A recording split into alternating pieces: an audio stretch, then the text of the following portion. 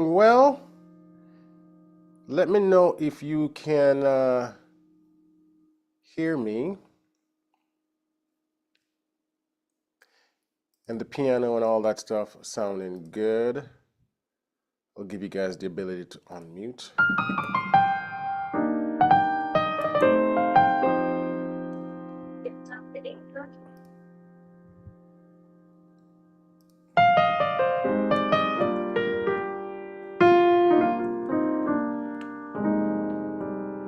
This is our live Q&A.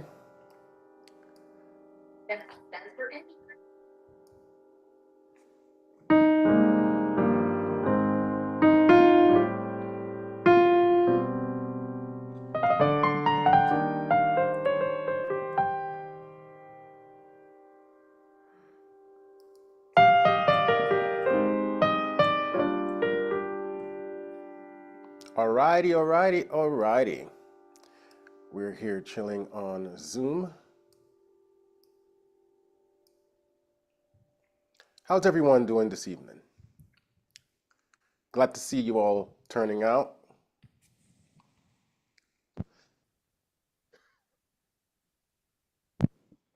So basically, the order of tonight is I want to be able to answer you guys' questions in real time in a practical setting. I don't do a lot of that often, so the goal going forward is to see at least once a month. We can have these sessions where we jump on Zoom and you guys get to ask questions and I answer them live. Sounds good? Sounds like a plan? Yes. Hopefully you guys came prepared with all your questions ready for me to dive in and provide some good information and all of that stuff. So without any further ado, we're going to just jump right in. For those of you who are familiar with Zoom, you know you can do the hand raise thing and I'll go to you. So who wants to go first? And by the way, when you come in, you know, just a little housekeeping. You want to mute your microphone, especially if you have background noise, because this is also being recorded and streamed. So, you know, just to keep the audio quality good, you only want to unmute if you're going to be asking a question. All right, we see the hands are going up. Let's start with Corey first. What's going on, my brother? Nothing much. Thank you for this Q&A. And I want to ask you, what are some like good improvisation techniques that we can actually implement? Because I feel like I could play the basic chords with the melodies, but like how can I begin to like just improvise to where it sounds, you know, just a lot better than just if I'm doing a 2-5-1 instead of just doing those 3 chords, like how can I make it sound, you know, a little better? Good. That's a great question. I would say what you want to do. Hold on, let me just get this view going a little bit better. Let me see. I think I should probably just keep it on host. So I'm on the big screen, and then I'll just pin. There we go. That way I occupy the big screen. All right, so improvisations, the way I like to think about improvisation is twofold. Rhythm and melody, right? So when you're improvising, think about it that way. So if you're doing, if you say you're in a key of C, and you're doing a 2-5 to say go to 6, instead of,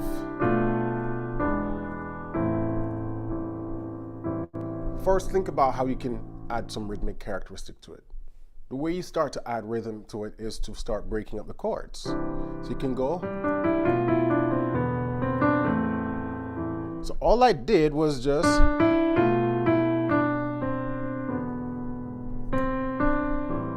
so I'm thinking about the notes of the chord and I can break them up. But in addition to breaking up the notes of the chord, you have neighboring tones that you can introduce into that chord. So that, all of those are neighboring tones.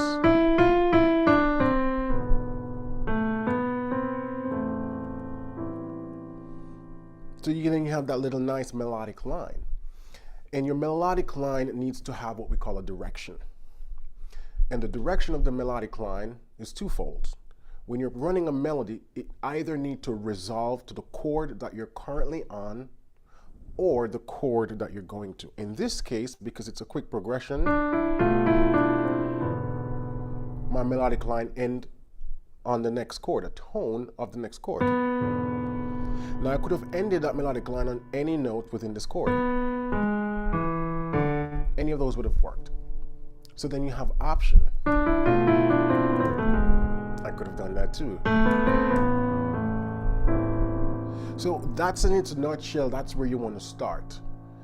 Break up the chords to add rhythm to it, and then see if you can introduce little neighboring tones, stuff that doesn't require you to go too far outside the scope of what you're currently playing. And then from there, you can expound. But that's the basis of it. And it's really a creative process. There's no wrong or right. In this process, also, you want to ensure that you're keeping timing, right? So you can't mess with the time when you're adding these improvisatory notes. You still have to keep count of the time. So 1, 2, 3, 4, 1, 2, 3, 4, or 1, 2, 3, 4, 1, 2. So whatever amount of notes you want to play, it must fit within the timing. And then from there, all you have to keep track of chord tones and scale tones. Ensure that you're playing notes of the chord or playing notes of the scale. Those are literally the only tools you need for improvisation, because then everything is going to be built on that concept of chord tone, scale tone. And just important, again, to remember that there is no wrong or right. So you don't need to worry about, well, should I or shouldn't I? But rather the question should be, do I like what I hear or don't I like what I hear? Does that make sense, Corey? Yes, that makes total sense, and thank you. You broke it down real good. Great, great, great, great. All right. And we have Tammy. Tammy has her hand up. Tammy, what questions you got for me? Hi, can you hear me? I can. Oh, great. I have a problem. I have always played classical music. Mm-hmm. If you ask me to just sit down and play something without any kind of music, I'm lost. I want to improvise, but I can't. I mean, I can't even play Happy Birthday without some type of music in front of me. So how does somebody who actually knows how to play the piano, if they have notes, go to a place where they can just sit down with no music at all and just play? And it's just something I've been struggling with for years, and I just don't get how it's done. Well, you gotta take it in layers. So at your stage, you don't even want to be worried about improvisation yet. Improvisation is the stage that comes after you can already play by ear, or after you understand the concept of playing by ear. That's when improvisation comes into play. So where you want to start is first understand how to play and build chords without the aid of sheet music. So if I say, play me a F major chord, can you do that? Yes. If I say, play me the C major chord, you can do it. Yes. If I say, play me a 1-6-2-5 progression, can you do that? No. So that's where you want to start. That's what we call the number system. It's literally the same chords, because I just asked you, can you play F? Can you play C? You said yes. But the number system now allows us to understand how they're related, right? So in this case, a 1-6-2-5 simply means C major, A minor, D minor, G major. So if I tell you those chords like that, you'd be like, yeah, I can play a C major, A minor. But we need to understand the relationship to each other. And that's what playing by ear, that's the beginning of playing by ear. Because without that, we just see them as isolated chords with no relationship. But when we're forced to understand them from the context of the numbers, because everything goes back to one. One is always home. And so if one is home, we need to know what the other chords are. So then you start with, okay, so C major is the 1, D minor is the 2, E minor is the 3, F major is the 4, G major is the 5, A minor is the 6, and B diminished is the 7. Those are the chords of C major scale, and those are their diatonic numeric position within the key. Now, the course that I have, 12V chord progression, teaches you all of that. But that's really where you have to start. So you understand chord relationship in the context of a progression. Now, once you understand that, now you need to start learning how to play song using that system exclusively. Okay. And I What already have courses do you have to teach that? the one that's called 12-week chord progressions. It takes Okay. you through all 12 keys with those basic chords using the numbers. It has backing tracks so you can practice it to some form of rhythm. And then in conjunction to that, then you want to start learning the beginner versions of my course where I teach you how to play these chords to a song. Okay. And that's where it starts. Okay. And you need to go through this process multiple times, learning different songs. And again, the most important thing I can't stress enough is you have to force yourself to do this without the aid of the sheet. I know some people start this journey and 2 months in, they go, man, this is too hard. And they go back to that sheet. We call that relapse, right? Because It's my lifeline. it's kind of a new way of looking at music, and we got to allow those newer pathways to form connection. It's going to take time, right? I learned how to play by ear first, and then I learned how to read music. And the first time someone put a score in front of me, I was just like, it's like someone pulled a rug out of me. Nothing made sense, and everything, it's like I went straight back to beginner. But I knew if I wanted to learn how to play music efficiently, I had to allow myself to learn this method. And I did. So now I play by ear and I read music. And that's the part that scares people. Having to learn this new system makes them feel like they're going back to beginner. You're not. Learning to play by ear doesn't take away the ability to read music, and learning to read music doesn't take away your ability to play by ear. They're just kind of two different approaches to learning music. And if you've started with one before the other one's going to feel like you're going back. It's just a new approach, and you have to allow yourself time to learn the system. Okay, I would check out your course and I would try. Yes. Okay, Try. thank you. Just give it a shot, but start there, because a lot of people go, I want to learn by ear, and then they're jumping off in the deep end to I want to learn how to run arpeggios and improvise and passing chord. And I'm like, hold up. we got to take some steps before any of that's going to make sense. Okay, So makes sense. That's where you want to start. Thank you. Great question. Patricia. Good evening, everybody. Like the previous person, I have a foundation in classical music. I play by ear, yes, but sometimes I think I sound very classic-y in playing by ear. So I don't know how to overcome that. That's one. And the other question is, how and when do I use like ninth chords? And if you could demonstrate it, and also if you have a course to deal with that. Yes. So, as someone who is also classically trained, I fully understand what you mean when you say you sound classically. Because for years, I battled with that. Everything I played sounded classical, even though I was playing the same chords and I was doing the same runs as the other guys. I was like, it sounded too square. So then you have to learn what I call musical accents. It's kind of like, you know, Patricia, I'm Jamaican, you're Jamaican. But to the average Jamaican, it would be like, Warren sounds too foreign, right? Because I know how to speak with that sort of American accenty, so to speak. And then when I go home, I can turn it off. I learn how to imitate to the core, so to speak. In music, you can do the same thing. You have to imitate the style you're trying to accomplish. And so that's the first thing. So for me, I wanted to imitate the sort of bluesy gospel jazz style coming from the classical world. So then I listened beyond just the scope of what chord are they playing or what note one that they're playing. Once you learn that, then you have to listen to what I call the third layer, is how are they playing it? And so that's when we get into phrasing. So instead of playing something like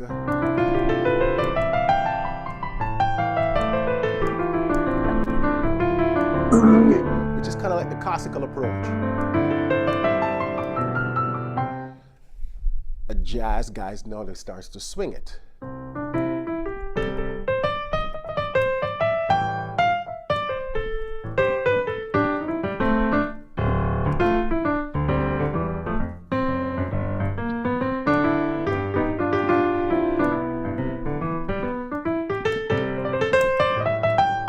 So some of the musical elements that I'm using there, grace notes, accents, which is I'm distinctively playing some notes louder than some.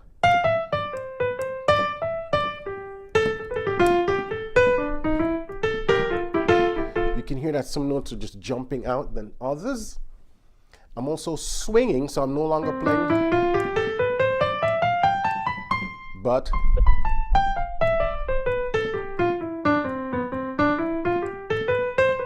so that's swinging, ba-da, ba-da, ba-da, ba-da. So these are the little characteristics that helps to shape the style.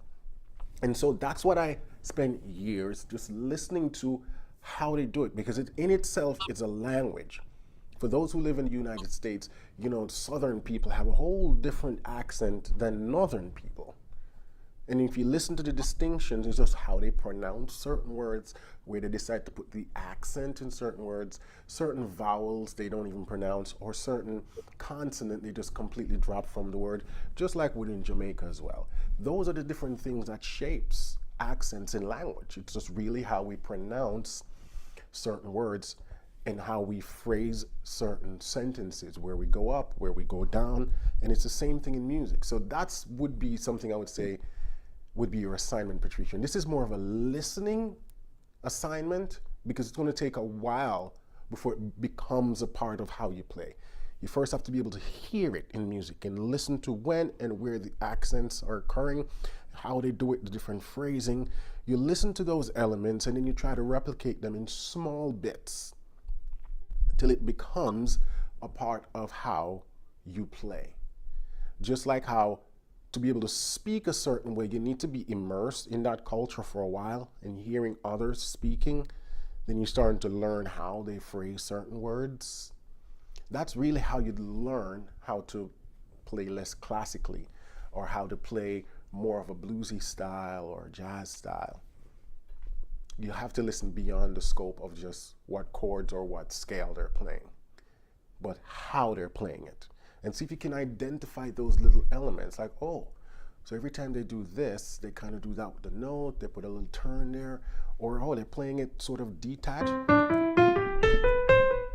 opposed to connected. Those are what we call musical elements. And that's what helps to shape the sound. Does that make sense? Yes, it makes sense, but you haven't answered the other section. Oh, yes, I forgot that there's a second question. Ninth chords. Second question. So ninth chords is really just an extension of sevenths. By the way, there are two types of ninths. There is the add nine that you just slap on top of a major chord or a minor chord. And then we have the ninth that we add on top of a seven. So the easiest one to learn first is the add nine. This is something you can start learning tonight. Every time you play a major chord, just add the nine. And it instantly make your triad sounds a little bit more pretty. We do this on major chord nicely. Doesn't matter what style of music you're playing, CCM, jazz, gospel, whatever, you play a major chord, just add the nine. And notice I'm adding it at a specific place. It's always buried within the middle of the chord, right where the third is. It kind of becomes this cluster. That's how it's used. Doesn't matter what key you're in. The nine. Every time I play a major chord, and I literally mean every time, I add the nine. So that's the first way to begin to use ninth. It doesn't require any specific song, progression, or chord. It's just something you add. I like to call it the salt of music. You know, you sprinkle a little salt in everything you make. That's how we use the add nine. Now, the second type of ninth is the one that is added on seven. So in other words, every time you use a 7, you can also use the 9. So if I play a C7, I can literally just turn that into a C9. If I play a C major 7, I can also play a C major 9. If I play A minor 7, in some cases, a lot of cases, you can play it as a minor 9 as well. The minors become a little bit trickier in terms of you can't use it all the time. And this is where your ears comes and you have to listen. The reason being is because the 9 and the 3rd are literally a half step apart. They create dissonance.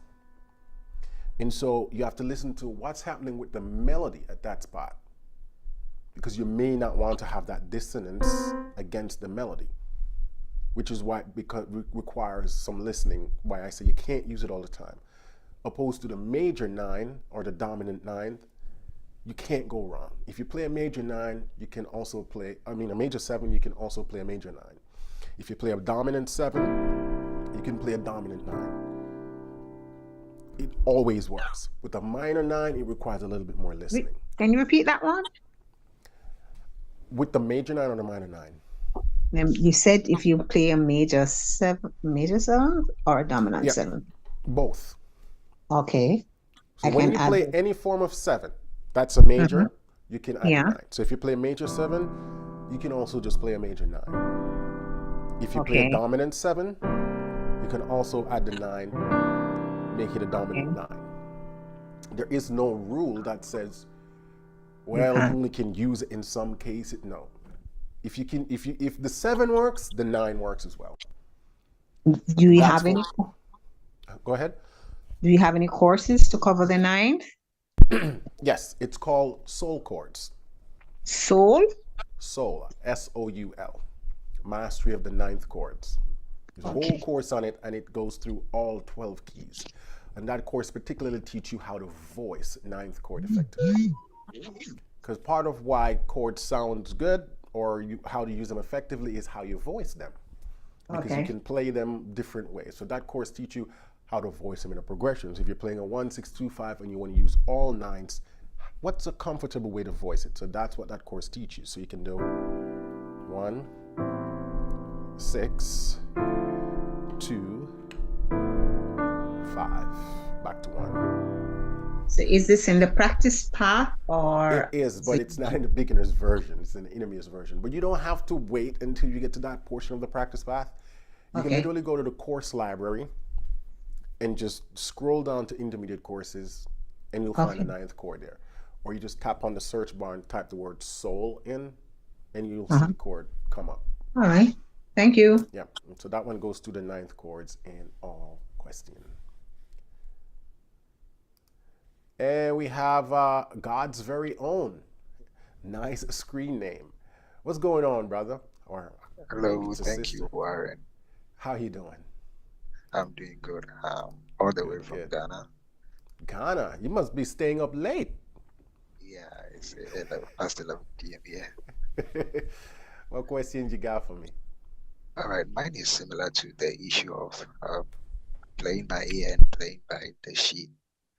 I think trying to go into jazz music, finding a little difficulty when it gets to those pieces that I have to play by the sheet, because I don't have any prior training in that area. It's always difficult to break that barrier. I don't know how I can get around that, because I can just listen to some music and identify the chords that I can identify by ear, but there's a lot more that requires me to read the sheet, but not be invested in that skill.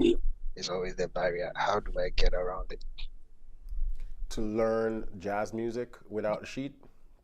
Yeah. So jazz is a very complicated genre of music. And if I'm being honest, most jazz pieces you have to use the sheet because of the nature of the chords. It's complex. Sitting there and trying to score a jazz piece, it's going to take forever. So when I used to play a jazz gig, I just learned it from I usually learn it from like the lead sheet. you know, the real book, stuff like that. But jazz music is a little different from like gospel, pop, and blues and stuff, where they're simple enough where you can learn them by ear. Jazz tunes, not so much. Because here's the thing, jazz in itself is predominantly built around improvisation. So if a jazz tune is 4 minutes long, probably the entire song is like 45 seconds. And then the rest of the 3 minute plus is just improv. That's what jazz is built on. It's not necessarily just chords, chords, chords, chords. It's heavily around improvisation. And that's where you can start using a lot of reharm and stuff like that.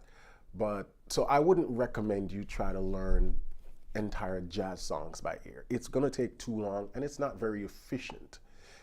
If you wanna learn better chord charting and learning chords by ear, it's better to start with simpler songs, gospel tunes, you know, or CCM tunes, and work up your way, than try to go straight into jazz. Because nobody I know really sit and transcribe whole jazz songs.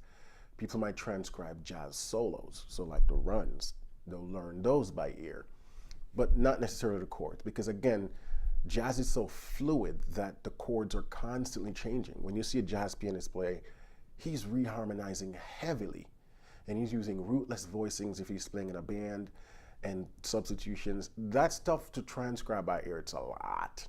I wouldn't start there. It's better to learn that stuff from a lead sheet where you just have the melody and the chords. But again, I like to look at it into tiers. Start with learning just simple like CCM, gospel, and blues, then jazz. If you can't do the other three comfortably, jazz is going to be a nightmare, because those are all, the concept that we use in gospel really comes from jazz. And jazz has gone way further than the stuff we do in gospel nowadays. So if you're not that advanced yet, it's better to just hang around with the gospel stuff before matriculating into the hardcore jazz, because it's a whole different ball game. A ball game that I'm not even in myself. I haven't done anything jazz related in years. It's not really my favorite genre. I really studied jazz so I could learn the harmonic concepts, because it's the same concept we use in gospel. But I wouldn't categorize myself as a jazz guy. Does that make sense? Yeah, I think that's clear. With the church gospel stuff, I think I play in church a lot, but I think I have another challenge with that side too that I think I would need your input on. Playing a lot in church, I am at that level where I feel everything I play is so stale in my ear. So I don't know how to sound or sound fresh, because it's like everything I play now, I've heard it before, I've played that before, and then it So that means you almost got to like, challenge yourself. So it sounds like you're not doing a lot of external learning. You're just regurgitating the things you already know. So if you're bored with your own playing, if you feel like you're regurgitating a lot of the same things, I mean, you need to learn new ideas. That gets into transcription. So guys like me, other YouTubers, guys you hear on the radio, try to see if you can transcribe exactly what they're playing. So if you see me do certain things, say, I'm gonna sit and I'm gonna learn that lick. Make it a part of your own, add it to your own vocabulary. That's how I learn too. I'm constantly copying from guys also. The thing is, I'm at the level now where I not only copy, but I copy and tweak. So I take something from somebody and I kind of tweak it and make it my own. But even just the copying process is enough to start changing the way you play, right? So that's what we call transcribing. And you don't need to do whole songs. You just take sections and bits and pieces of little runs and licks and movements that you like, and you transcribe it and make it your own.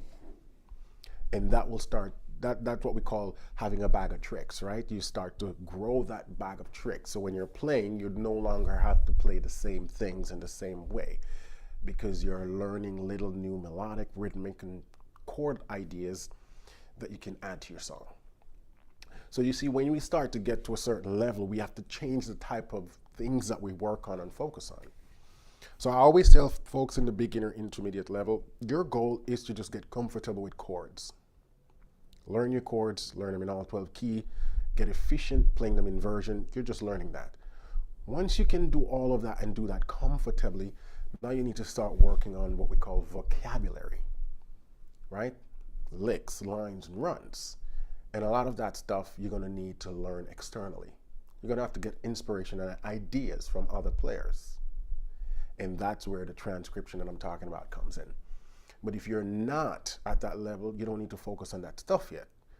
Because all of that external runs, licks, lines, passing chord, it's going to be built on the concept of knowing your chords like the back of your hand. So that's why I stress to beginners and intermediate. That's got to be your focus. We call that the fundamental work. You got to play in all 12 keys, and you need to be able to play your chords comfortably. So if I say, play me G7 sharp 9 or A13th, right? You want to be able to just play that without a second thought, you know, because everything is going to be built on those. So for the beginner intermediate, it's just all chordal work, learning chords. Don't worry about licks, lines, and runs too much yet. Because once those come, it's going to be built on the idea of being able to play chords. So if you struggle to play chord, adding licks and runs to that is going to further complicate things and confuse you. So I'm not sure exactly what level you're at, but if you feel comfortable already with your chords and your keys and your extensions, then it just sounds like you need to learn licks, lines, and runs and copy them from other players. I've spent decades just learning how to improvise and how other people improvise, because it's a language. And I like to equate it to a baby learning how to speak. You have to listen to people around you as a baby. So you learn how to use words and then learn how to use them in cohesive sentences. That's not something you're just born knowing how to do. You learn it, and you learn it through listening and through communicating with people, right? So to learn how to properly improvise and phrase in a way that it makes sense, you have to look to people that you admire and copy what they do. Just like a baby copy people when they speak, they don't even know what they're saying, but they're just mimicking and copying until they learn context. They learn what words mean. So for now, you just want to copy. And then eventually you're going to be like, oh, now I understand what this does and how to weave it into this and how to move it into that key. You start to learn, then understand why someone do a certain run. But first, you don't necessarily need to know the why. You just need to know, can I copy it? And does it sound good? Does that make sense? Yes, yes, that's really great for me. Thank you very much Warren, for that perspective. Great question. Warren, there are yeah, two questions in the chat. All right, I'm gonna jump to those questions in the chat real quick, but I want to get to Kenny because I know he's had his hand up for a minute. Go ahead, Kenny. How you doing, brother? Kenny, I believe you may be on mute or your audio is not connected because I'm not hearing you.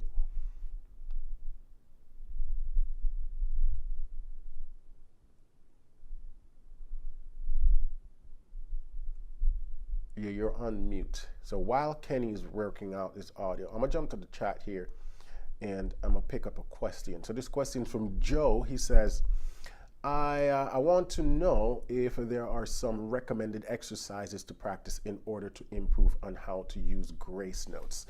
No, there is no exercise. The most you can do is just sit there and play them.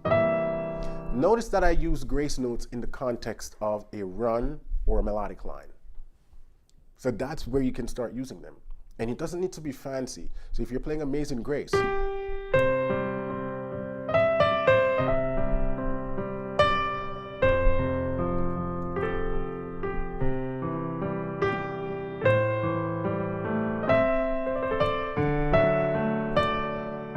so, you know, you can, and even if you find the left hand distracting, get rid of the left hand and just play it with the right hand.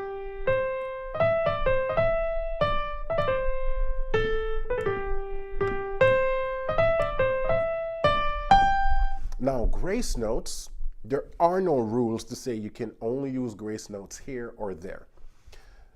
Grace notes are like how vocalists do vocal runs. That's really what we're trying to imitate, right? When we sing, we naturally use grace notes without even thinking about it.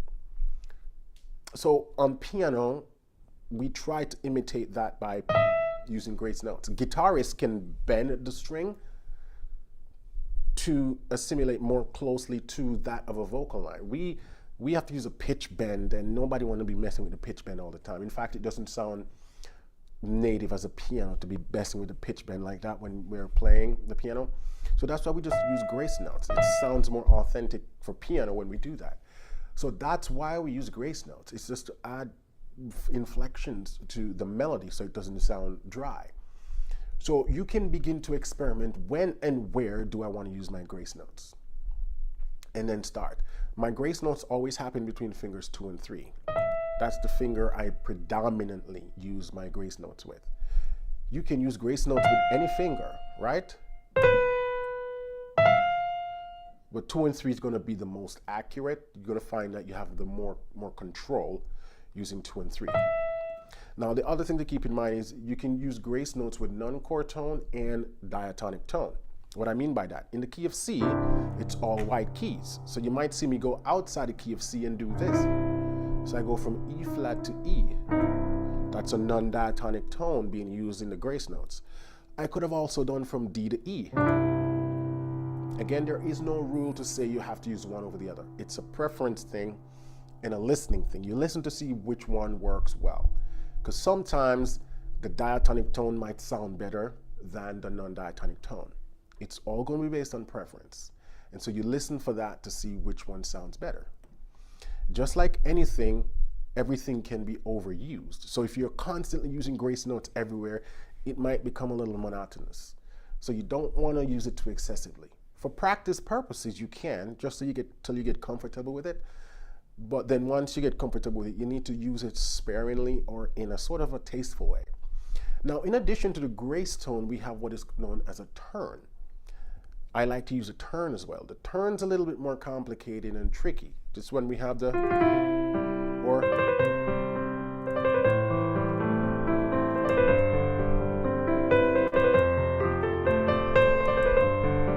right? So what am I doing? My target tone is C. But instead of doing just a regular grace note to C, I would do C, D, C, B, C. So it's like ba dee da da da. That's why we call it a turn. You know, you're going up, back down, back up. But my target tone is the C. So I'm doing, now I'm using these 3 fingers. Ba dee da da da, but it's done quickly. Right?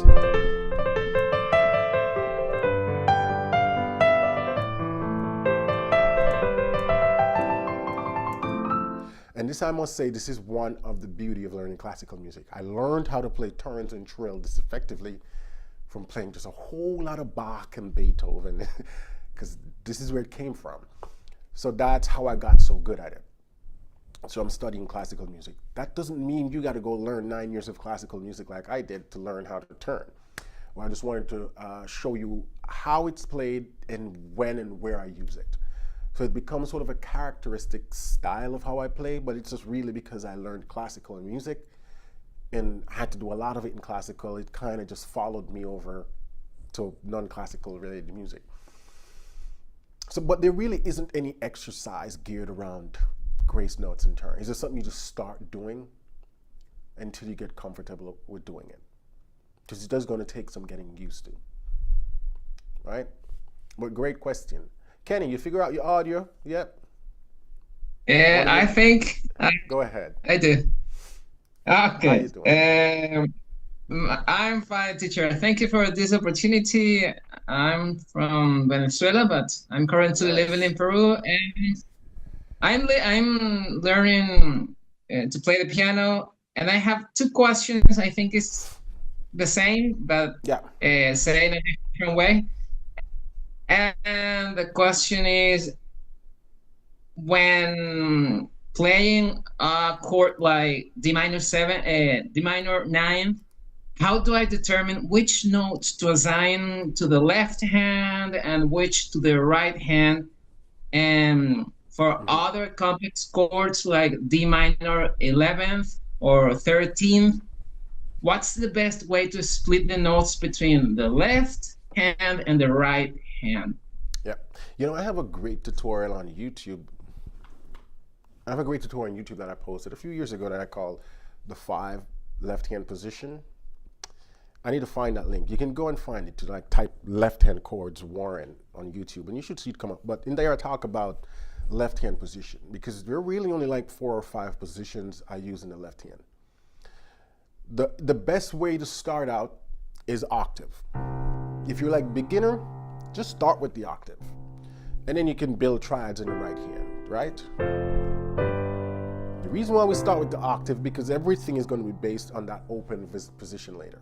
Once you get comfortable with the octave, then you can do octave in the 5th, right? Okay. Now from here, going to 7 becomes a lot easier. Now there's 2 ways you can start adding 7. So if I want to add a 7, all I have to do now is play an E minor in my right hand and I have a C major 7. So what I do, I no longer play the C. I don't need to because I already have it twice here in the left. What I need is my 7, so now I just go and I have my 7. So another way to think of it now, if you want to add a 7, you just play the chord a third above what you're playing. So if I'm on C and I want to add a 7, just play the chord a third above C and I have my 7. If I go to F, same thing. I play the chord a third above F and I have my 7. If I go to G, the same thing. I play the chord a third above G and I have my 7. And just by thinking that, you realize, oh, I can just play my 7 regardless. Now, from here, it's good to start learning the inversions because you don't want to just keep jumping in root position with that right hand. So that's why you see I played it here. Because if I now have to go to A minor, all I have to move is 1 note. So you find that your left hand maintains this position, doesn't matter what chord you're playing. Octave in the 5th, it becomes static. It doesn't, that's what it does on every chord. The right hand gets to move around in inversion. Now from here, we keep going. The next position is what I call root 5th and 7. So remember we talked about you could play the 7 here in the right hand? All I'm doing now is dumping it to the left. And now if I want, then I can only play 2 notes in the right hand.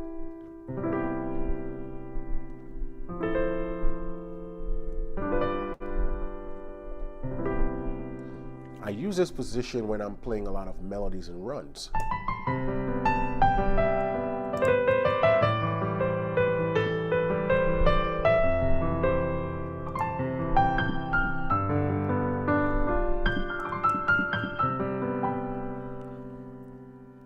They call it a shell voicing in jazz. Where you're just playing root 5th and the 7, right?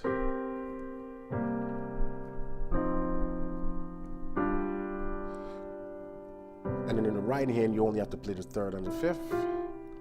Or if you want, you can just double up and play the triad. So if I'm playing like a How Great Is Our God? Great is our God.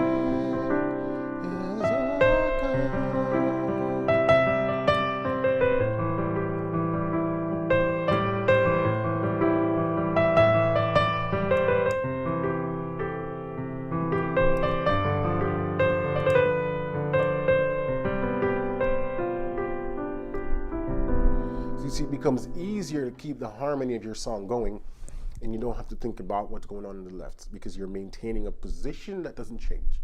The notes change, but that position stays the same. And so that's really the foundation. Everything else then you play from there is built on that. So if I want to play a 13th, same left hand position, 1, 5th and 7, and then I'm just playing the other missing tone, 3rd. I'm doubling up the 5th, 13, 9. And the course that I have, I call it Fat Chords, on the website, also goes through all 12 keys, show you how to voice these chords. And when you look, you realize that my left hand's the same. It's just the right hand that changes. And the right hand itself also have a pattern. You notice I'm building all my chords from the third in the right hand. So if I'm playing a 1, 6, 2, 5, 1, 6, see the right hand's built from the third of the chord, 2, 5, 1. Doesn't matter what I'm playing. C minor, F, B flat, E flat, A flat, F sharp. So then you see that right hand itself also have a pattern. I'm always building the chord starting with the third in the right hand. And that's really how you learn all these chords. Their patterns and their shapes, and you just replicate them across chords. But Fat Chords, the course on the website, is the one that deals with these more advanced chords, how to move them around effectively without constantly changing fingerings, because you don't need to change a fingering. It's a shape that we're just replicating, and every chord has a particular shape. You know, if I'm playing alter dominant, that's the shape I go for, and then I can move that in keys.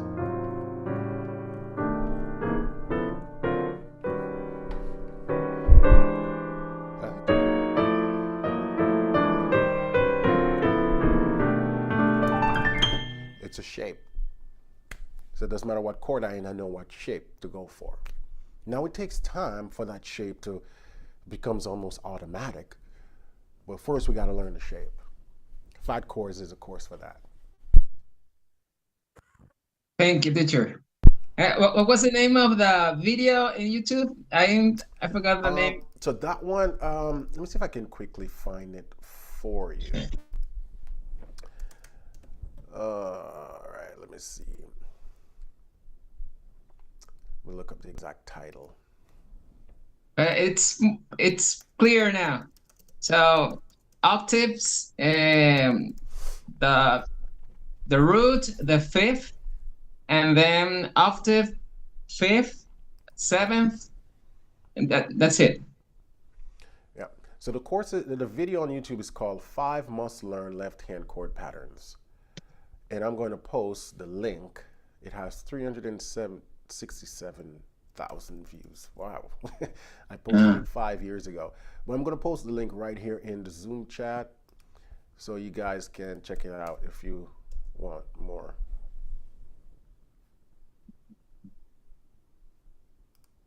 Let me see, everyone.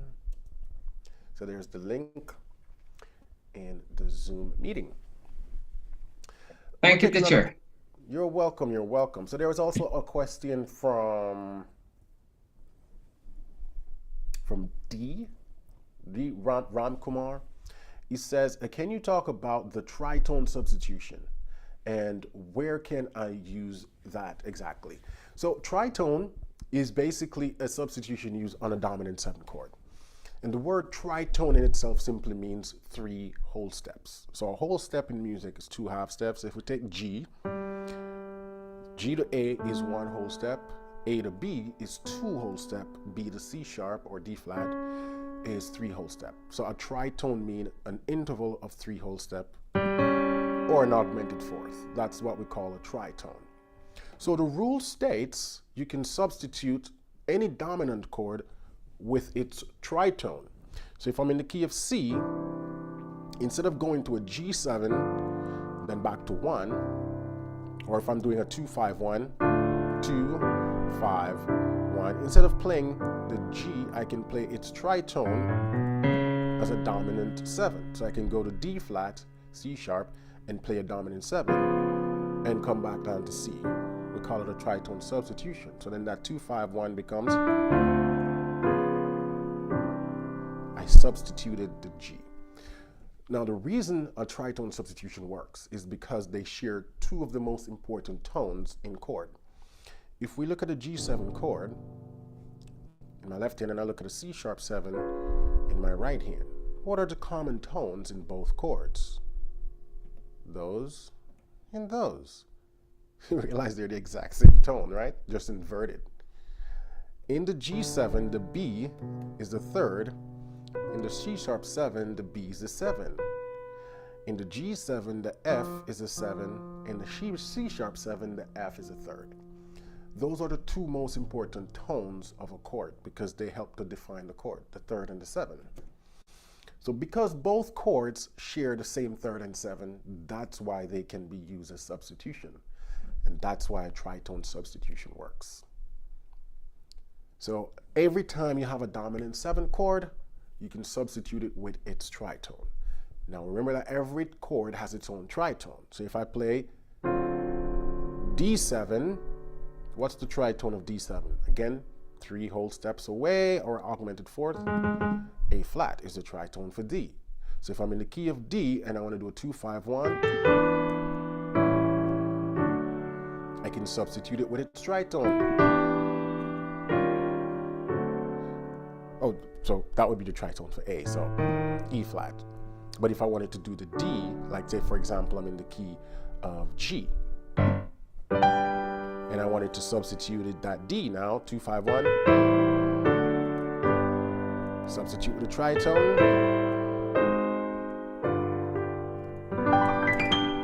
and in a nutshell, that's what tritone substitution is.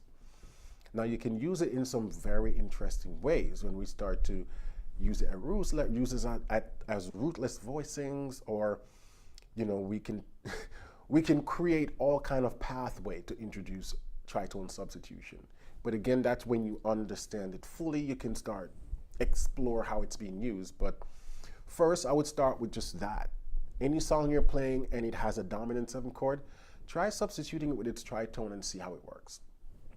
Now it's also important to note that even though the tritone substitution in theory works, in practice it doesn't always sound good. Why? Because it's also introducing 2 other tones that doesn't belong to the key. If we go back to the key of C, we said we can use a C sharp 7 as the tritone for G7, right? Good, but also note that it's introducing C sharp and A flat, which can be tricky. So if you're playing a song and the melody is on a G, and you decide to use that A flat, it might sound wrong. And so that's why we always look at things not only just from a theoretical perspective, but a contextual approach. Not because it works in theory doesn't always mean it's going to sound good in every practice. So we always have to test and see, how does it sound? Because melody is king, and all the decisions we make should be based on supporting the melody. So if in theory a certain chord progression is supposed to work, but in practice it's just not working with the melody, we got to change it.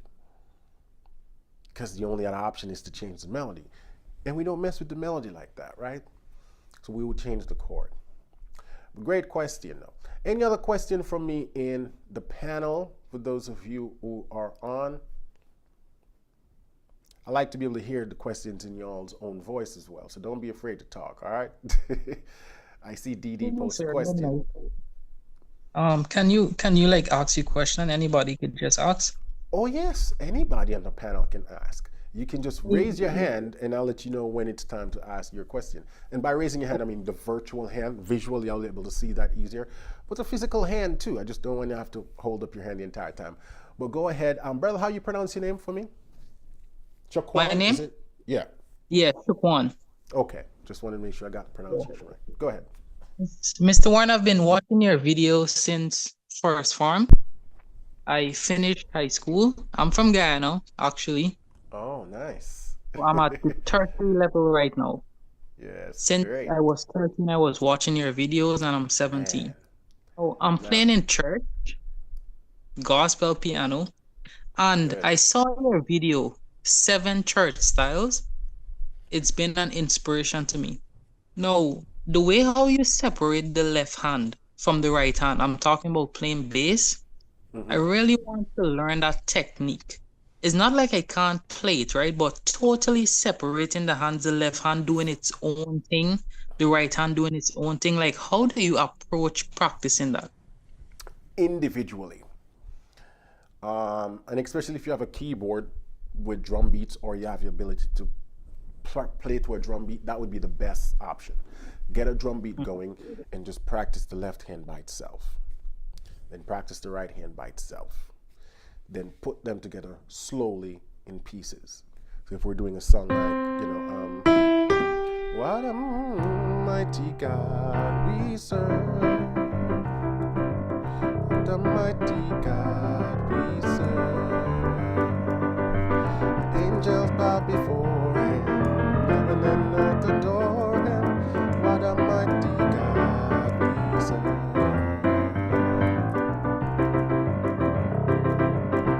You know what I mean? So when I've just started learning that kind of style, I realize, well, at first I have to figure out what's going on in that right hand and then the left hand. It's hard to practice without that kind of beat, depending on the style. So if it's that sort of more island style, scamento, or if it's something more traditional where you're walking bass, what a mighty God we serve. What a mighty God we serve. Angels bow before. What a mighty God.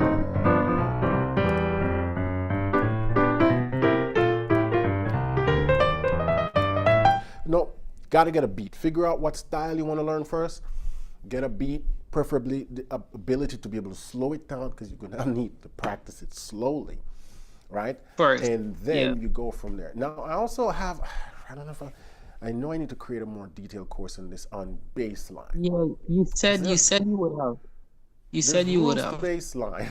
There's rules to bass line, so you kind of understand. Bass line is similar to how we do right hand improv, which means it's built on chord tones and scale tones. So if I play a C chord with my bass, I can walk through that with the bass in the left.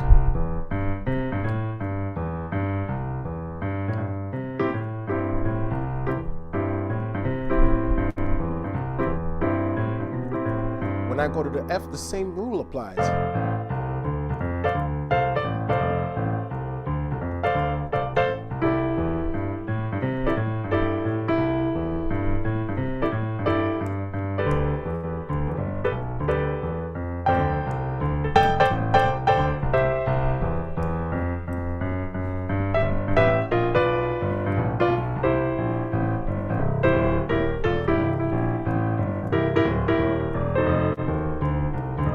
And then there are patterns that you can learn, right? So I spend years just listening to bass players. It's still one of my favorite things to do. When I hear a bass player that can play, I'll be listening to him more than the piano player. So I listen to bass players to hear how they play patterns, and then I go try to replicate them on the keyboard, right? So you start there, understanding the pattern, and then you just practice them slowly. And then you try to put it together slowly. And by slowly, I mean like 2 chord progressions at a time, right? Before you try to do an entire song.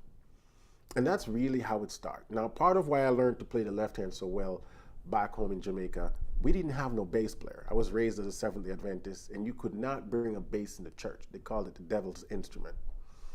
No drum, no bass. So I was forced to like figure out and learn it, which in hindsight was good because it forced me to practice that left hand, right? And so that's really how I learned. But I spent years just practicing it and learning it and figuring out what to do. And then once you learn how to do, the putting together slowly is how you learn it. That's really how to go and do it, you know? Because you gotta have to learn the fingering, what fingering you wanna use. You know, there's a lot of things that has to be worked out before we even get to the stage to be able to play it at tempo for an entire song.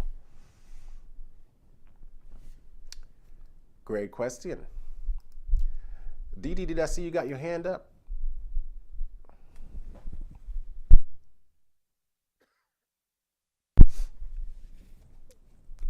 No? All right. Well, Didi did also pose a question in the chat. She says, I took your course. How about now? Okay, go ahead. Okay, sorry about that. So No. I'm feeling pretty good about my playing, but I do feel like that it is seriously still missing the passing chord technique in many ways. Sometimes I feel like I'm doing it, but I don't really, I'm not that sure to say, oh, I knew that. I know that's one of them.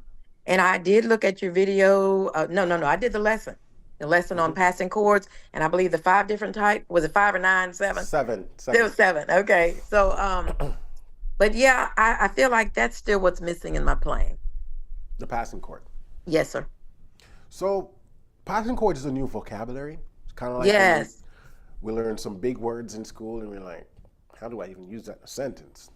Yeah. So Yeah. the way we use it in a sentence, we practice it in contextual sentences where the word makes sense.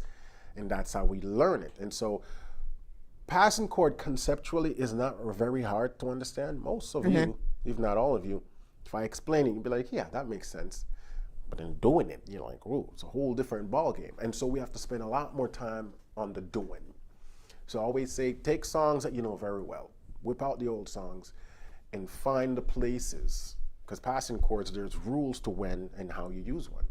Don't try to learn all 7 at once. I didn't learn all 7 at once. I learned them individually. So pick the one that seems easiest to you and say, I'm gonna just sit with this for a few weeks or a few months, however long, and you're gonna exhaust it. You're gonna use it excessively everywhere till you fully understand it. Okay. And that's how you do it. Then you move on to the passing chord number 2. Do the same thing, then passing chord number 3. And you can do it over the same sets of songs. You don't have to find new sets of songs. But to get it to the point where it feels almost automatic, we need to see it being applied across multiple songs, multiple keys, multiple contexts. And we're doing that at home, right? Not Right. when we're on the stage. Like if you play for church and you don't want to whip that out just spontaneously. Right. Unless you've worked on it in advance. But you have to do it that way. Now, if you need feedback on what you're doing, that's where the student video review session comes in. You can send Yes. a video and say, hey, am I using this correctly? Is there anything I'm missing? And then I can come in and give you additional advice. But that's really where you start. You start by just doing it until it sounds right to you. Because see, we're using passing chords, we're adding more chords to the song. Mm-hmm. So we have to figure out, well, how am I going to do it timing-wise so it fits? So we have to explore with the timing as well. It's not just where I put the chord and then you slap it there. We have to figure out, well, how am I going to do it so it fits organically? It doesn't sound weird, like I'm just sticking something on top. So there's a little bit of experimentation that's involved, which is why I say we have to spend more time on the doing so we understand how to fit it in smoothly. Okay. Okay. All right. Thank you. You are welcome. Was that the question you asked in the chat? Well, that was the question I asked. I did ask Okay. if you could do a little demonstration. I play it in a couple different keys, but primarily B flat. And How Great Is Our God. And I do a little upbeat, just depending on where I am. At home, it's one of my go-tos, and I just enjoy playing it. I love the song, and I love playing it in that key. Sometimes I'll jump over.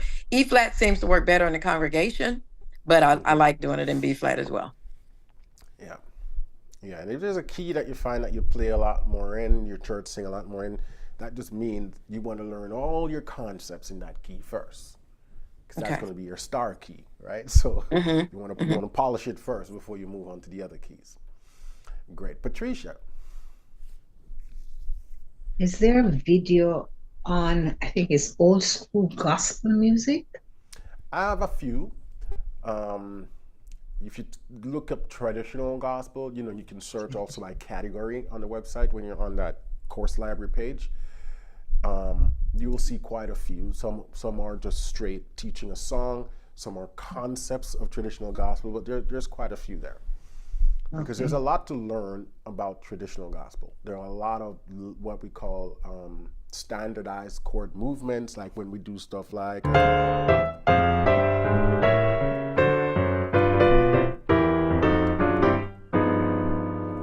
call it a turnaround, and I literally have a video on that I posted about 2 months ago, and I go through all 12 keys so you can learn turnaround, and then, but also one of the best ways to learn traditional gospel is to learn it as a song. So learn a song in traditional gospel style, and I have quite a few of those also on the website where I'm teaching you how to play song like "What a Fellowship, what a Joy Divine." What key am I in? What a fellowship, what a joy divine, in all the everlasting love. What the blessed day, what the peace of mind, in all the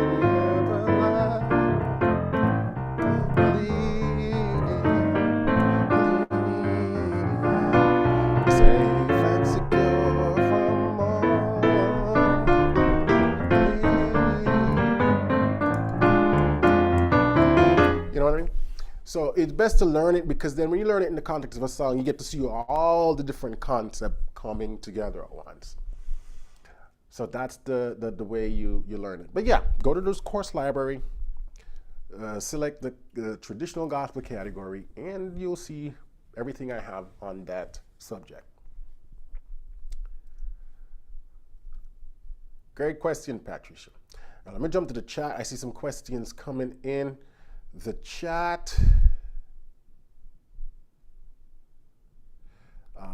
Right, I answered that one already. Moses says, I have over the years learned playing the piano. Da, da, da, da, da, da. Is this a question or just a regular comment? I see like this is a regular comment there. That wasn't really a question. And by the way, if you have a question, you can just put up your virtual hand and I'll come to you. Kerry says, how can I use the 2-5-1 in a passing chord, and how can I memorize the cycle of fourth and fifth? Let's start with the cycle of fourth and fifth first, because that's the easiest one. You could just sit at the piano and just practice seeing them, because the cycle of fourth is just C, F, B flat, E flat.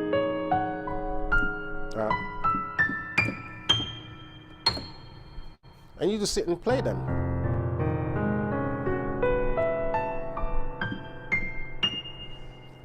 Remember that a fourth is just 2 whole step and a half step. Whole step, and half step. Right?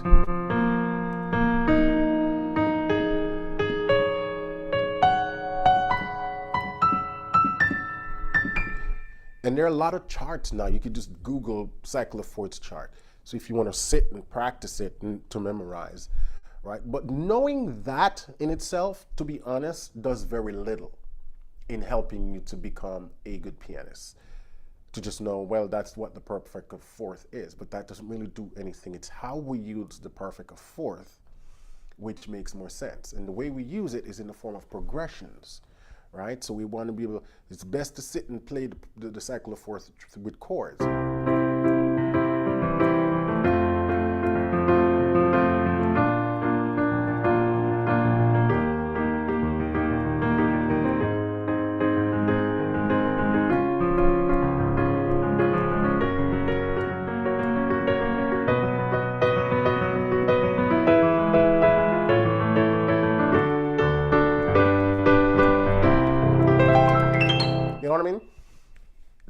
It's a better approach to just practice them as chord progressions. And they're one of the reasons why it's good to learn it that way, because then when you have to play chord progressions, which often moves in fourths, you're going to realize it's almost instinctive. You know where to put your hands. That's because you've practiced playing chords like that. And also learning chords in progressions like 1-6-2-5, 2-5-1, 1-4-5. All of those are utilizing the concept of the cycle of fourth, but we're doing it in the context of a key. The way I just did before was just random. We're going through the entire cycle, not in the context of a key. And because music exists within the context of a key, it's better to practice progressions in the context of a key, right? So then when you have to learn songs, your muscle memory is already familiar with playing within the context of a key. Let's answer your first question now. 2-5-1 passing. Passing chords, 2-5-1. This one gets confusing to a lot of people. First, we need to understand what is the 2-5-1 is. And I like to always differentiate 2-5-1 as a concept and 2-5-1 as a progression, because this is where people always get confused. If I'm playing in the key of C and I go D minor, G major, C major, I just played a 2-5-1 progression in the key of C. Now, if I'm going from 1 to 4, and now I'm saying I'm going to use a 2-5-1 passing, I'm not talking about D minor, G major, C major. That's a progression, right, in its native form. What I'm talking about now is the concept of what 2-5-1 is. So going from 1 to a 4, a 2-5-1 now becomes,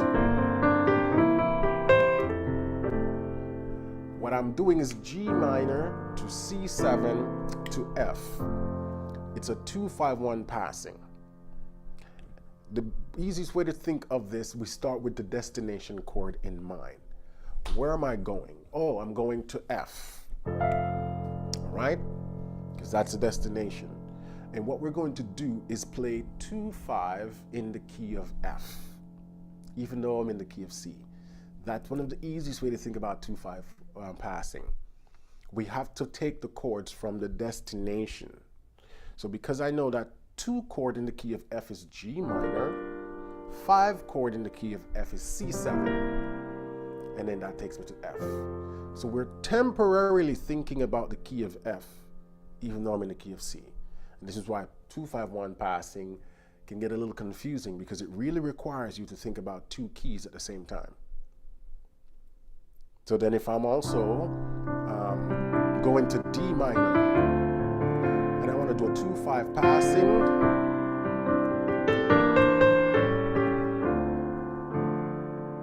now I have to think about what is the 2 chord in the key of D minor?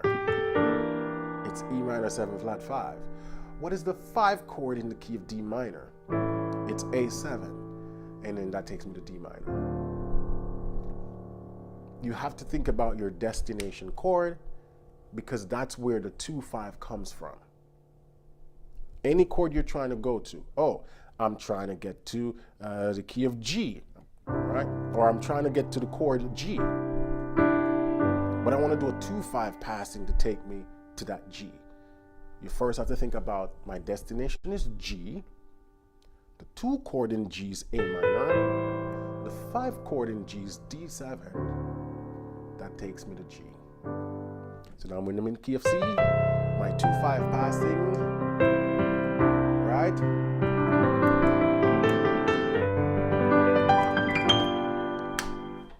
And that, in a nutshell, is how you use and how you think about 2-5 passing. But again, to get this quick, so I'm able to quickly determine what chords I need to play and then go to those chords, because I've been practicing it for 2 decades. So conceptually, once you understand it, you immediately then have to start hammering this thing in practice before it makes sense, right? Because like I said, it requires you to temporarily think about 2 different keys and tonalities to be able to quickly then play the progression. Question from Eve. Eve, haven't seen you in a bit. How are Where have you? been? I've been doing what I always do, working and practicing. That's it. How have you been? I have been good, Eve. It's good to hear from you. Good, good, good. I was glad you offered this opportunity. I did have Absolutely. a question. The question is, when modulating, let's say the song is Every Praise, the kind of song that goes up and every praise is to our God. Is it best to just use a chord progression to learn to do that, or is it best to use a song to do that? When you want to, when you want to You can modulate. do both, but I'm always going to opt for the option of a song, because it just brings it closest to home if you Okay. can do it with a song, right? And we always like to use the 5 of 5 to What does get that to mean, the 5 new of key. 5?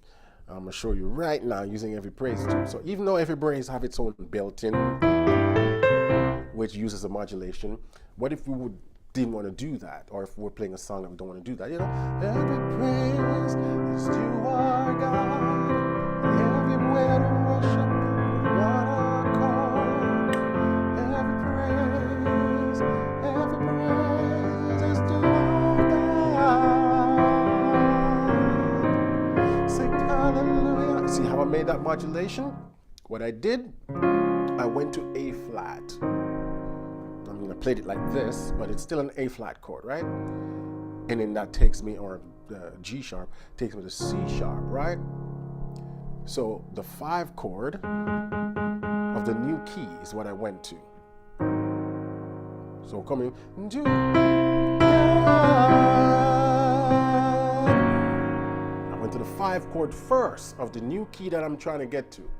Now I always like to play it like this, where I call that 4/5. You don't have to. You could have just went straight to the 5 chord, and then you're going to hear it sets you up, or it sets up the singer to be able to find a new key quickly. That's why we play that chord. It's to alert the singer, right? Sing hallelujah to our God. Glory, hallelujah is to our God. Every praise is to our God. Next key. We praise. So you go to the 5 of the new key, and then you resolve to the new key. And you can do this with any song. That's the easiest and most effective way to do modulations. Now, as I was explaining earlier, I like to play it as a 4/5, so I kind of tweak mine a little bit. So if we go back to the key of the C sharp, instead of just playing that, I like to play the 4 chord of that C sharp, then the 5 in the left hand. And you'll hear this in song, because it's not a new concept, which is why I use it too. It's used extensively.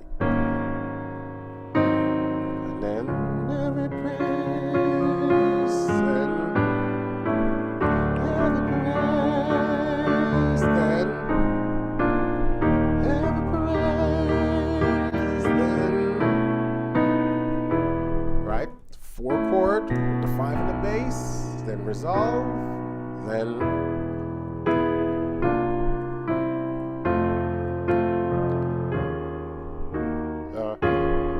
where am I? F sharp. Oh, so you can literally sit and practice it like how I'm doing it. So you see me doing it.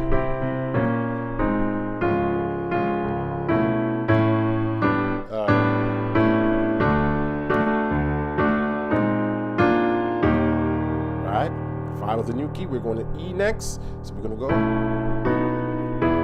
We're going to F next. We're going to F sharp next. We're going to G next. We're going to A flat next. Right, so you can sit and you can practice it that way so you get more fluid with it. Right. So when you have to modulate, you don't have to think about what chord comes next, you know? So you One can turn last it into thing. an exercise like that. Yeah, go ahead. Is there any instance where you would go to a dominant if you're trying to go from one key to another? Question mark. I don't even know what I'm talking about, but I think you know what I mean. Yeah, so the example I was showing you was a dominant. That was a dominant. The 5 was a dominant. Yeah, so when you play this, when I play that, see, that portion is a 7. When you resolve it, it becomes a fully dominant, but it's right now it's in suspension form, fully dominant, then back to Okay, 1. I understand. Thank you. Yeah. Yeah, and that's how we do the modulation. This works when we're doing, actually it works a whole step as well. The example I was giving you was if you're modulating a half step, but what if we're modulating a whole step? Like if we're going from C to D, every praise is to our God, every word of worship with one accord, every praise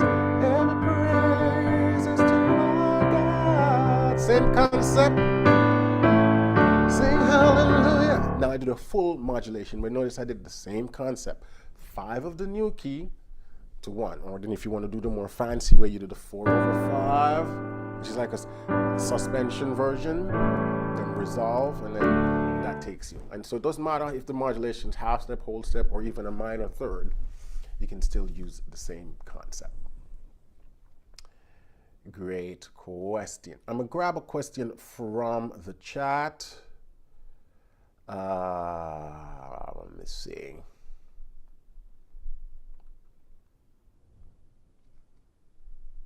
Dee says, is there a video on that modulation technique? No, I don't, because everything I just explained, that's literally all of it. And so I didn't see fit to turn it into a course because it would be a very short course.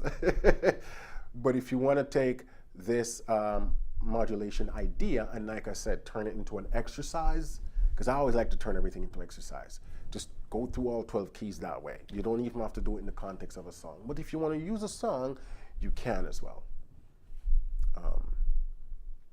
Yeah. Go ahead. Is it Raphael? Did I get that pronunciation correctly? Yes, it is. Go ahead, brother. How you doing? I'm good. Hi, Warren. So it's really nice to talk to you live. You're It's been welcome. a while. I've been watching you since the beginning of the year. Um, Good. so my question comes a little bit because I play in church, and then I would say I'm more of like a beginner intermediate, I would say. So it's a little bit because my playing, I sometimes feel it's a little bit stagnant. Hmm. So I've been watching a little bit of your tutorials, the intermediate song breakdowns to advanced one, and how you apply like the 13, the 11s and all of that.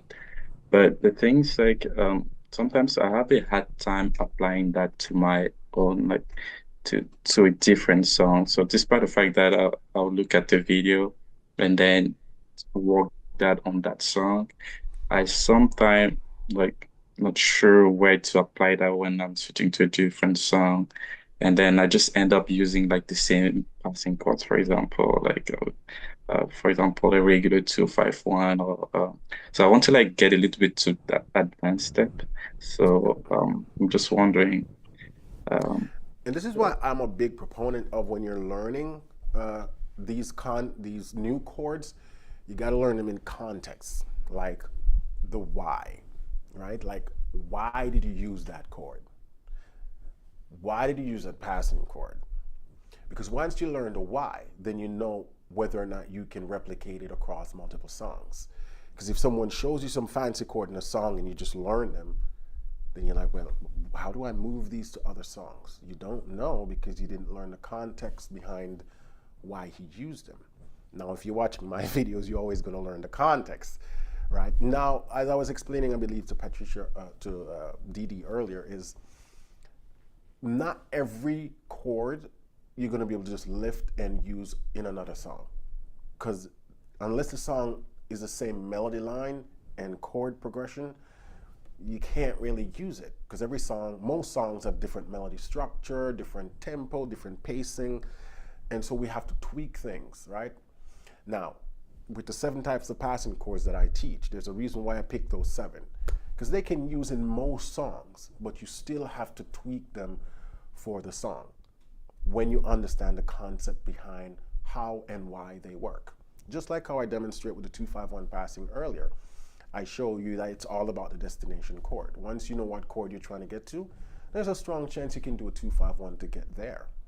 But you can't just leave it there. You have to look at the fact that you're also introducing non-diatonic chord tone, and that may or may not clash with the melody. So it becomes an experiment. Every time we're using passing chords, we're experimenting and we're listening. And as I explained earlier, learning the chords, knowing when and what chord to use is just one aspect of the theory. The other part is, how am I going to use it rhythmically? How am I going to displace it within the rhythmic spectrum so it fits? Because sometimes we may have a lot of time or we have a little bit of time to fit this chord in. So we have to play around with the timing. If we go back to that song I was just doing earlier, Every Praise. Every praise is to our God. Every word of worship with one accord. See right there? One accord. I tried to do a 2-5, but I instantly hear that it didn't work. Because I'm playing the C against this B flat. So if I want it to work, I would either need to voice it as a minor 11 by introducing the C. Then I would have every praise, and that sounds smoother to my ear because I changed the quality of the chord. Still a 2-5 passing, but I tweak it. Instead of just a regular minor 7, I play it as a minor 11. Excuse me there. So those are the little decisions you have to make. And I'm making those decisions purely based on what it sounds like to my ear. Now I was able to make that decision quickly and find the solution because of experience. But you have to start allowing yourself to say, it didn't work. What? Why? Well, we become problem solvers. So I was able to determine that it didn't work because I can hear it clashing against the melody. So to soften that, I need to play the melody note itself in the chord. In this case, it was the C. So I know, oh, by adding the C, the chord becomes an 11th. So these are the decisions I make, which is why when you see somebody play, without them explaining to you what they're doing, they're choosing notes and voicings and rhythms based on how it works with the melody. And that's the decisions you have to make as well when you're playing. It's not just what chord to play and then you just use it. We then have to go for a step further. If it doesn't sound good, we have to ask ourselves why. And it's usually because it's clashing with something, or it's adding more extra time than is needed to the song. It's usually something that is off. And it's good for us to get into the mode of asking, but why? And see if you can figure out the problem. Because every time you reharmonize a song or you try to use passing chords to a song, we're gonna have to tweak stuff. And it's through that trial and error you start to learn why and how to solve those problems. Now, if you're in my program, I have dozens of songs that I've reharmonized, from hymns to CCM to traditional gospel. And so when you go through those, you basically get to see behind the curtain of how I'm making these decisions, and you see them across dozens of songs. So then you can go, okay, after you've gone through all of those, you'd be equipped to then go off and experiment on your own. But sometimes seeing examples and seeing how I work out these things in real time gives you a better way. So now I can take almost any song and reharmonize it and make it sound good. Does that make sense? Yes, it definitely makes sense. I also had another question. Yeah, go ahead. The cycle of fate. I'm looking into that, and then I think it's also related to the 251. But I'm wondering, how do you use that, like the cycle of fate to, like, I don't know. So I believe I'm not sure. Someone asked that question earlier, because I like to think of the cycle of fourth and fifth as the same thing. It's just backwards. So if we take the cycle of fourth, right? And we go backwards, and you get fifths, right?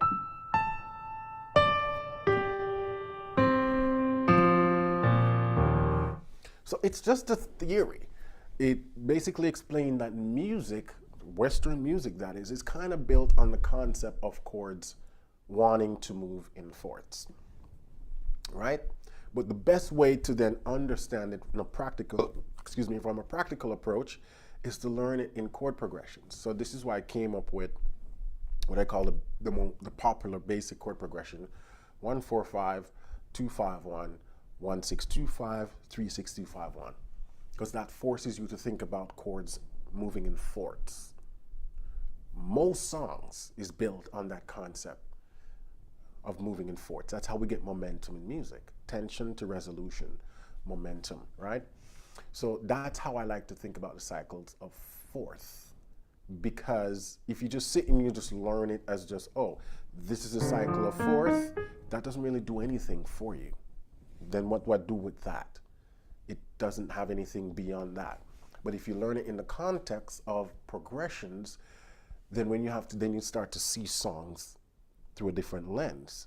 You start to hear songs through a different lens, because you're like, oh, they're just moving in fourths. Like you guys probably hear this melody all the time.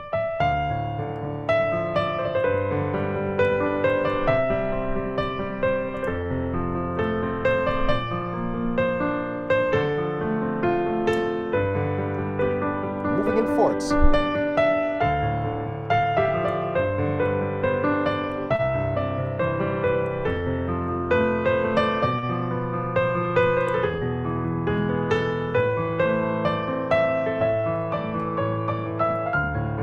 Fourths, fourths, fourths, fourths, fourths, fourths, fourths. Pretty sure all of you have heard that chord progression before, or songs built on similar progression. They're using the cycle of fourth, and they're looping it in the context of a key. So it becomes this never-ending progression that just sort of loops on itself. So by understanding the cycle of fourth, it allows you to play progressions like that. Tritone substitution, 2-5-1 passing, secondary dominant passing, all of those are utilizing the concept of the cycle of fourth. right? But you need to learn them in chordal feature, and that makes better sense there. Great question, Ralphie. Patricia, you still have a question? You answered it, because I was going to ask if there's a difference between the cycle of fourth and the cycle of fifth, but you answered it a while ago. Yeah, in a practical settings, not so much. Initially when I just learned about this, I thought it was some revolutionary theory. You know, it's like, oh, the cycle of fourth and fifth. And then I realized it's just it's just a way to show you how chords are connected. But it's best when you learn it in the context of a key. And the fourth is just the fifth backwards, right? You know, F to B flat or F to B flat. It's the same thing, right? So when you learn one, you kind of learn the other. They're related, moving from 1 to 4 or from 5 to 1, right? So in the key of F, 4 to 1 or 1 to 4 is the same thing as 5 to 1 in B flat. So you realize there's like a relationship there. Music is built on math. There's a lot of mathematical concepts. And so the cycle of fourth helps to kind of weave that together. There's a cool little sort of musical trick that we like to use, or that I learned a while ago, is that when you every inverted interval, when you add them together, you get 9. Demonstration: from C to D is a second, right? 2. From D to C is a 7, interval of a 7. When you add them together, 2 plus 7, you get 9. And that's true for every interval on the piano. So that's another way to figure out if you're actually playing an inverted interval. If we take from C to G, it's a fifth. If we invert it, what should we get? We should get a fourth, because 9 minus 5 equals 4. C to G, when we go backwards, it's a fourth. So that's a quick way of figuring out the inverted interval. So if I play A to C, it's a third. If I invert it, what interval should I get? Simply subtract 3 from 9, you get 6. It's an interval of a 6. So this is a cool little party trick. And that's why music is math. Great question, though. Joe in the chat says, assuming your first chord, I think this is being blocked here. What's this? Why is this thing in my way? It's blocking some of the chord. Joe says, assuming the first chord progression is a minor, say a 6 chord, you are trying to modulate, what quality would the 5th chord of the minor chord be? So you're saying if the progression starts on a 6, right? And you're trying to modulate, how would that work? Let's see if I can create an example. What if I do a...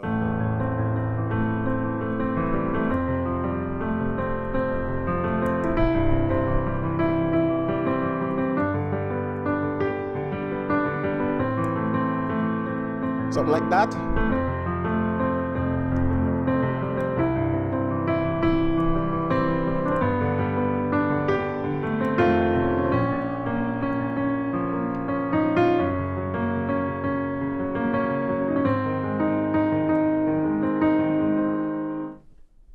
Let me see, try that again.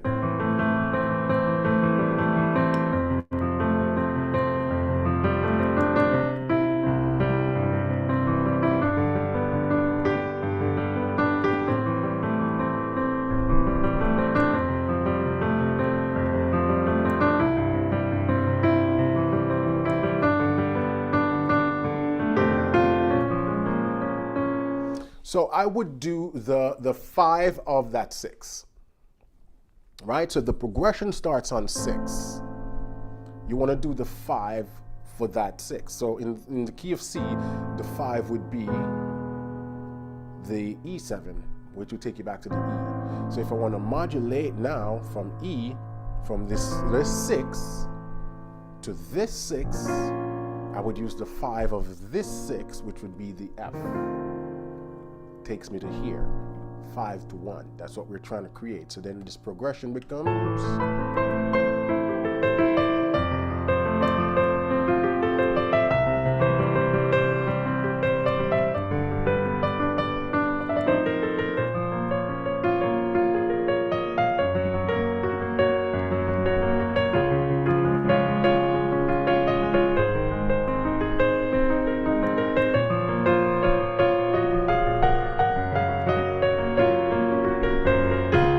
Modulate again.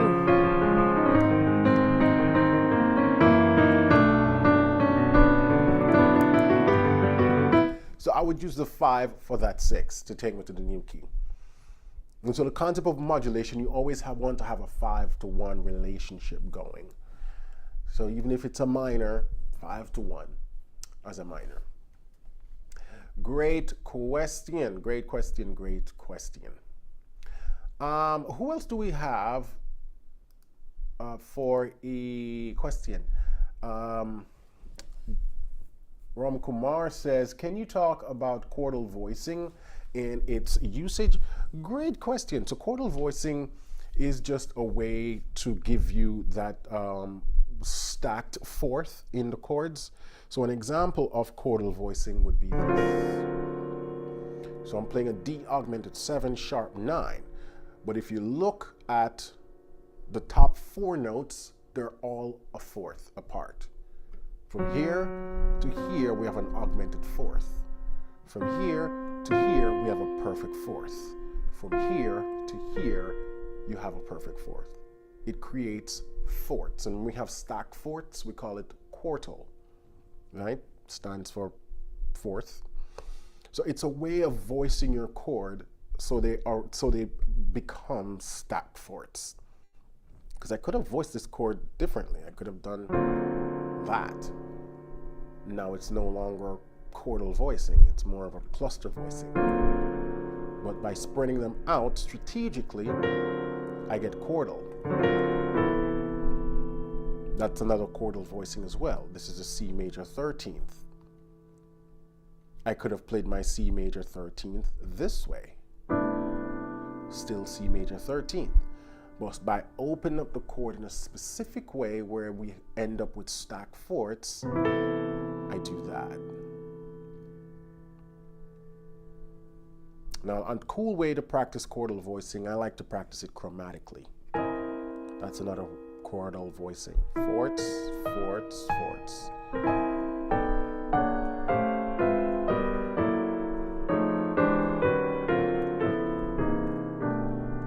So I like to practice it chromatically so I get comfortable playing chordal voicing on any chord.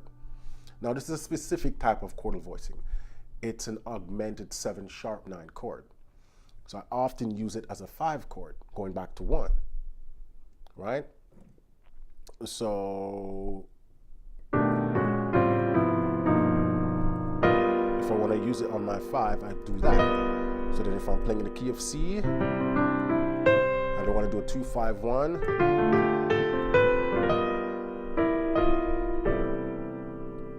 It's really a jazz voicing. It's used extensively in jazz. It's also used in gospel as well. But that's really the essence of chordal voicing. You can use it as like a major 13th. You can use it as alter dominant. Excuse me. And you can use it as on the 5 chord. Going back to a 1. So wherever you typically use a 5, so sometimes when you hear to use it in gospel, or, right, that's what they're doing right there. So we often use it on dominant voicing chord. That's kind of the essence of it. Great question.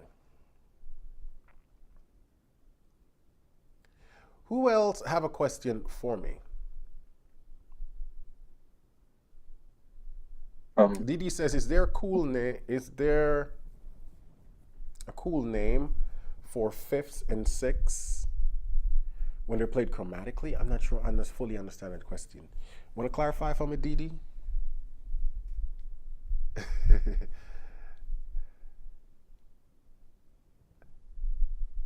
I'm not sure if you're speaking, Didi, but you're on mute.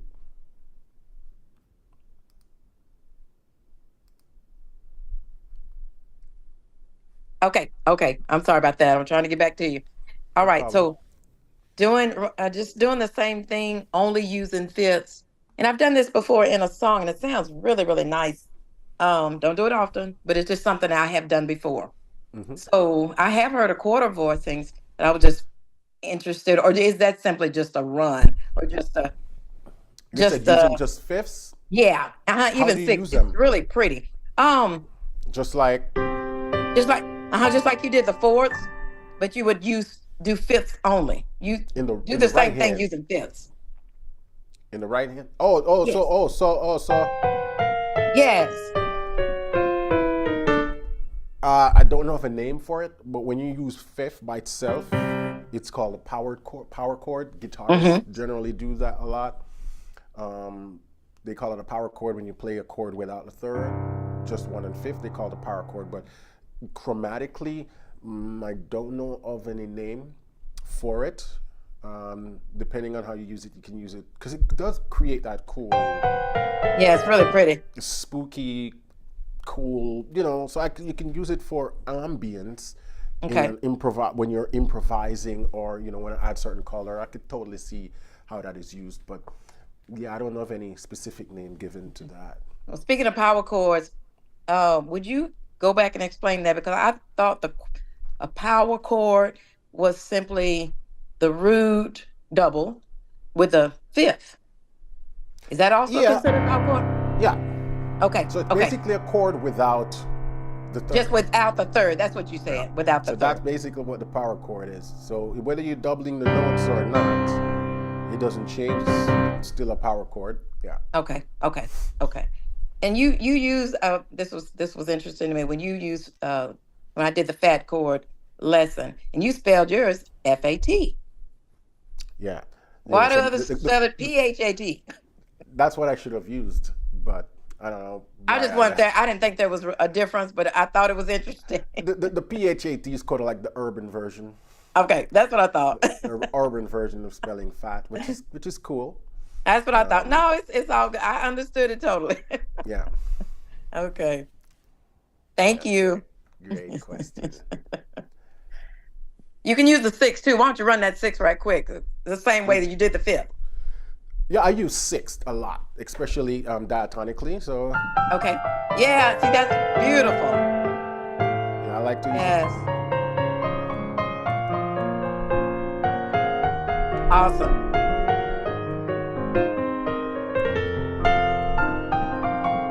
So the sixth you can use extensive for improv. Yeah, it sounds better than the third because you can It use does. the thirds. But when you do it with the sixth,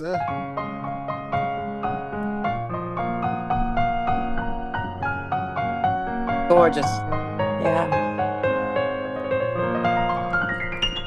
Awesome. so that's a cool way to add some color when you're playing Yeah. things. Just play them at sixth. That reminds me when in The Preacher's Wife, when Lionel Richie sits at the piano.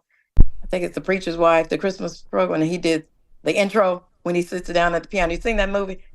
It's gorgeous.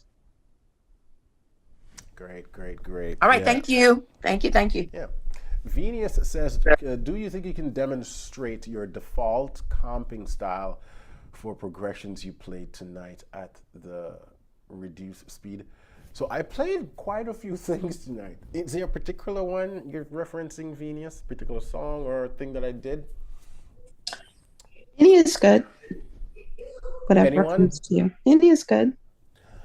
So I like to think of comping for more, when I use the term comping, I like to think of more up-tempo style, because I think of comping as a way of playing blocked chords in a rhythmic way. So if I'm doing something up-tempo, whether it be blues, jazz, rock, then I'll have different comping pattern. So if I'm doing like the What a Mighty God, like, oh, what a mighty God we serve. Oh, what a mighty God we serve. The angels bow. What a mighty God we serve.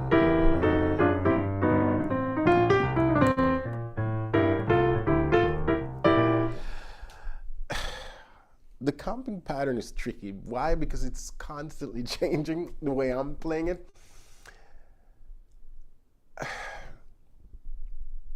I'm trying to see if I can simplify, because the thing is, there isn't anything necessarily, it's not like a repeated pattern that I'm just looping.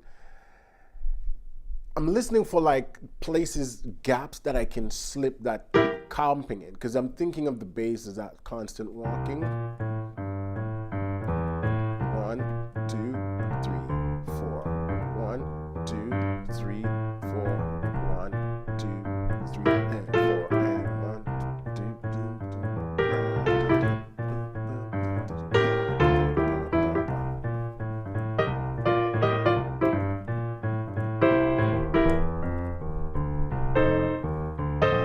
So you find that oftentimes it's dropping on the end. And 1, 2, and 4, and. So I'm almost like emulating horns, the way you'd see a horn section function in the jazz band. And this is where, again, the listening comes in, because it's kind of something you learn through listening. I never really learned it by sitting down and charting out rhythmically where and when they're dropping these lines. I just spend hours listening to these songs, listen to how guitarists comp when they're playing, where they're putting it. So it becomes a feel. I'm not thinking about it too mathematically about the rhythmic displacement. It's just a feel, and I go, oh, see, they put it there and they jab there, and then I would go home and try to replicate it. Or in this case, you sit at the keyboard while you're doing it. Right? It's a feel kind of vibe. It's not mathematically calculated. So when I'm playing,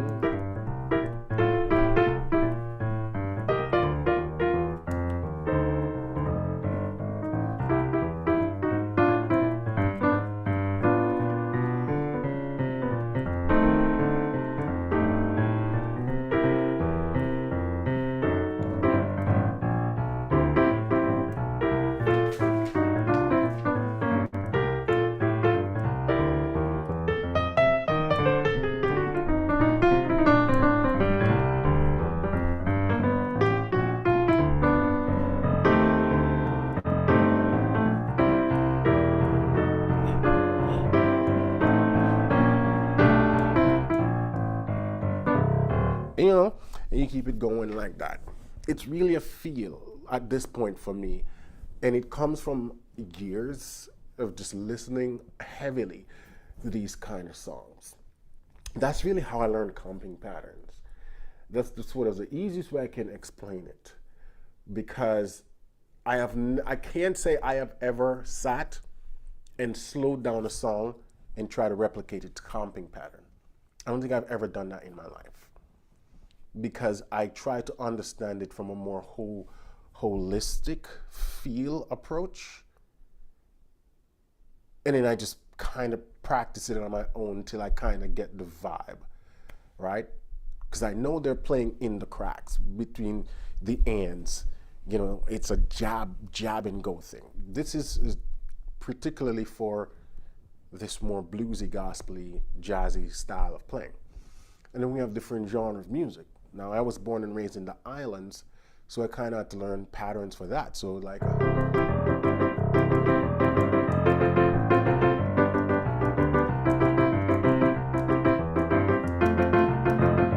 or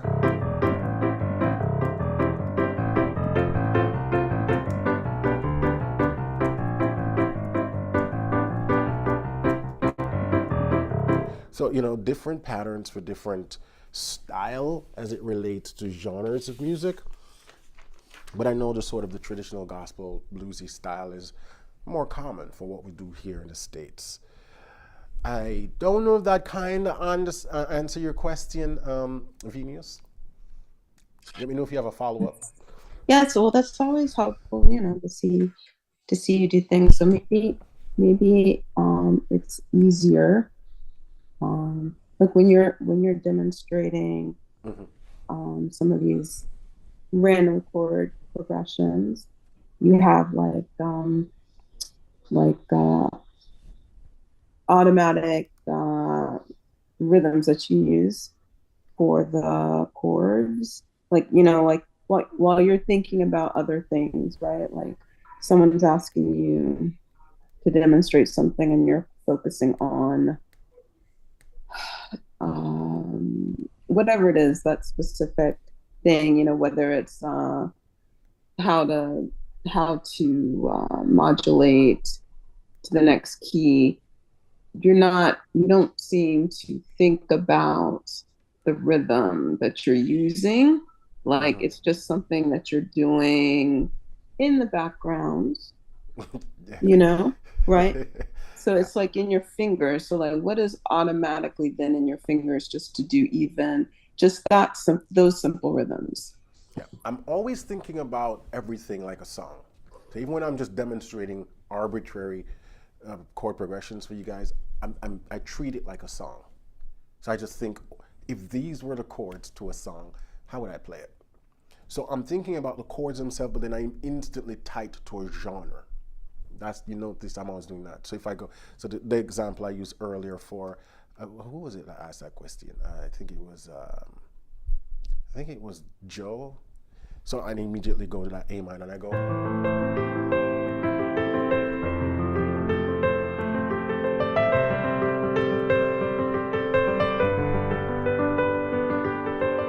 So I immediately think like a CCM song. And then I immediately also then decide, well, what meter I'm going to use, how long I'm going to play each chord for. Just say I'm going to use one chord for 4 counts. 1, 2, 3, 4, 1, 2, 3, 4, 1, 2, 3, 4. So, you know, these are the decisions I quickly calculate in the background. What's going to be my meter? What's going to be the style? And then based on that, I know what rhythmic characteristic to attribute to that. So you always want to tie it back to something tangible. And by tangible, I mean, if it were a song, what would it be? What genre would it be? What would be the meter of this song? Which is why I always stress the importance of why you guys should spend 50% minimum of your practice time just learning songs. Just learning songs. The more songs you know, the easier it is to make anything sound musical, even when you're just playing random chord progressions. Which is when people ask me how to play talk music. I said, I don't know, because talk music is literally me just making up chords, but I'm thinking about a song up here. So I go. So I'm thinking, I'm playing a ballad. And this ballad is kind of free form. It doesn't really have any specific beat. And then I even start creating sceneries in my head. It's kind of an evening sunset. Maybe I'm overlooking the ocean. Look at that nice boat passing by. I get weird with it. Like I create a whole movie in my mind. Because that's what music is. Music is art. Music is always telling a story, even when there's no lyrics involved. You're telling a story, you're painting a picture, you're creating an ambience. And the easier you get to tap into that side of you, the easier it is for you to start even determine what runs you use, when you use the run, how you use the runs. People always say, I get stuck in one register and I don't know how to use my hands. It's because you're not thinking about the whole artistic spectrum. So when I'm thinking about these things, it's like I instantly know, man, I hear a bird. And that just brings my hand up to the upper register, you know? So that's how I think about music. It's very three-dimensional for me. I'm always thinking about an internal scenery when I'm playing. At this point, it happens so quickly that I'm not even aware that it's happening.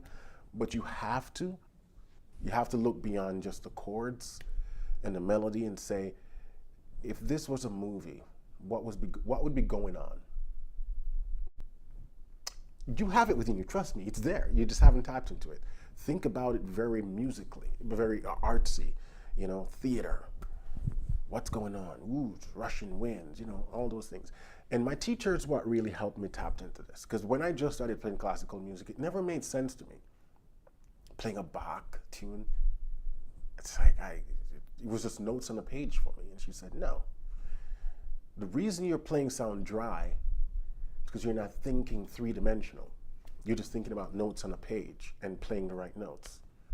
Think beyond that. And she would literally demonstrate, and she would create sceneries, and I go, because I love movies. Everybody does love a good movie, right? Everybody loves a good storyline. Everybody loves a good plot. You have it here. Start creating. And the minute she explained that to me, it was a wrap.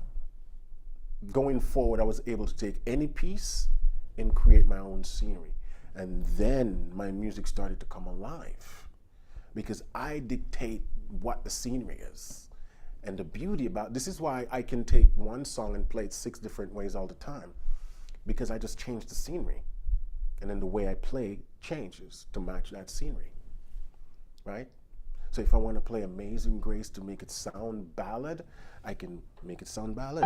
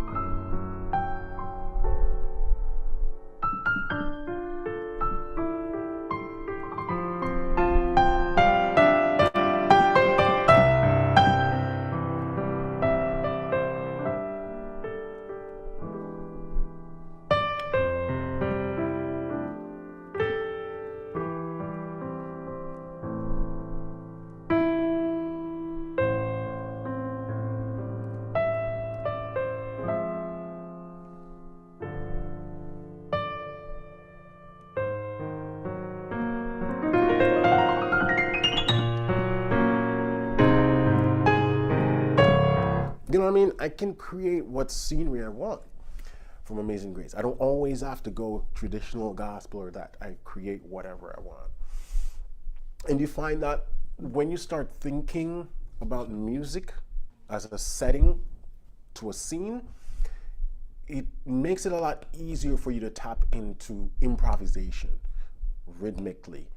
You know, when I want to use the upper register versus the lower registers, because you're thinking about an emotion you're trying to evoke. Is that word? Invoke? Evoke? You're thinking about an emotion that you want to tie to something that's happening all up here, right? Now you start to see the importance of why we have to get away from what chord am I playing? Am I playing the right chord? Because if your brain's occupied about that, you can't think about the scenery you're trying to create. You can't think about the story you're trying to tell through what you're playing, because your mental process is caught up with, I don't know what chord comes next and what inversion to use. And the only way we can get free from that is to just practice that stuff till we get it good enough to where we don't have to think about it. It's the same reason why I can sing and play, because I can split my mental process to think about my voice and the lyrics while also thinking about the chords. But it wasn't always like that. There was a time where I couldn't think about anything else but my eyes looking at the keyboard and figuring out what chord comes next. But through practice, I get to the point where I could then free up some of my mental process to focus on that thing. So that's the upper echelon of where music really starts to come alive for you. Once you start thinking about everything you play as just a backdrop to a scenery that's happening all in your own mind. And the beauty about it, once you start to do that, your audience, whatever that is, start to also feel it. So when I'm in church, that's why good church musicians can move the church through different aspects of worship, through the playing, because you're helping to set the scenery and the ambience. And when you have a pastor and a musician who are linked, like psychically, they blow the roof off the church. But you can only get there when you allow yourself to get there. And you get there by just putting in the work and the practice, you know. And then you can create the scenery that you want. I'm starting to sound very woo-woo philosophical now, but go ahead, Patricia, with your question. That walk-up bass that you were doing before, do you have a video on that? The what? Walk-up bass, the walking bass line. I have one on the turnaround, traditional turnaround chords. I have that one that shows you both the left hand and the right hand, but I don't have a walking bass for every song, or I have it in the context of different songs that I teach, but not for a lot of songs. And I was talking earlier to another gentleman that I do need to create a lot more walking bass content, but it's best to learn walking bass content in the context of a song, because it's going to make a lot more sense than if I just teach it as an isolated approach. It's better to learn in the context of songs. So as I'll be teaching more traditional gospel, I'm going to be teaching them along with the bass line as well. It's just because we're creeping closer to Christmas, and I'm kind of focused on creating Christmas content now, so I have them ready in time to release. Why? But come next year, I'll be doing more traditional gospel with also showing you how to walk the bass for that specific song. Because there's a lot of pattern. So once you learn how to walk bass to one of these traditional gospel, you find it easier to walk for the second song and the third song, because they're using a lot of the same pattern. There's a lot of traditional gospel also based on the same chord progressions. Yeah. But we'll be covering that in the future, for Thank sure. you.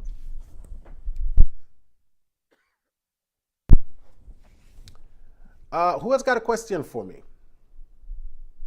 Hi, Warren. Go ahead, Raphael. So it's more of a personal question. So I recently joined the membership. Welcome. Glad to have you. Thanks. So I started back from beginner, very early beginner. And it's a lot of hand training. It's really useful for me because in terms of hand independence, I wasn't that much comfortable. But sometimes for church, when I play for church, I've told you before, I want to practice some songs, like breaking down, like playing from I don't know, getting from intermediate to more beginner intermediate to advanced intermediate or something like that. So sometimes I get my pattern of studying, play the I play a little bit of the hand progression, and then another day I'll just go and do the song tutorial, for example. But sometimes when I do the song tutorial, I waste a little bit more time on that, because to get to those advanced chord and stuff, it takes a time to get adapted. So is it just better if I just continue with the practice part first, and then I can do the song breaking when I'll be more comfortable with my hands, independence, and my suggestions always, it's better to learn 20 beginners songs than to spend all your time trying to learn 2 advanced songs. There's going to be so much more you're going to learn across learning a bunch of beginner songs than trying to learn one advanced song. Because the thing is, learning an advanced song and understanding an advanced song is 2 different things. And oftentimes a lot of people, they just learn the advanced song, so what they're doing is just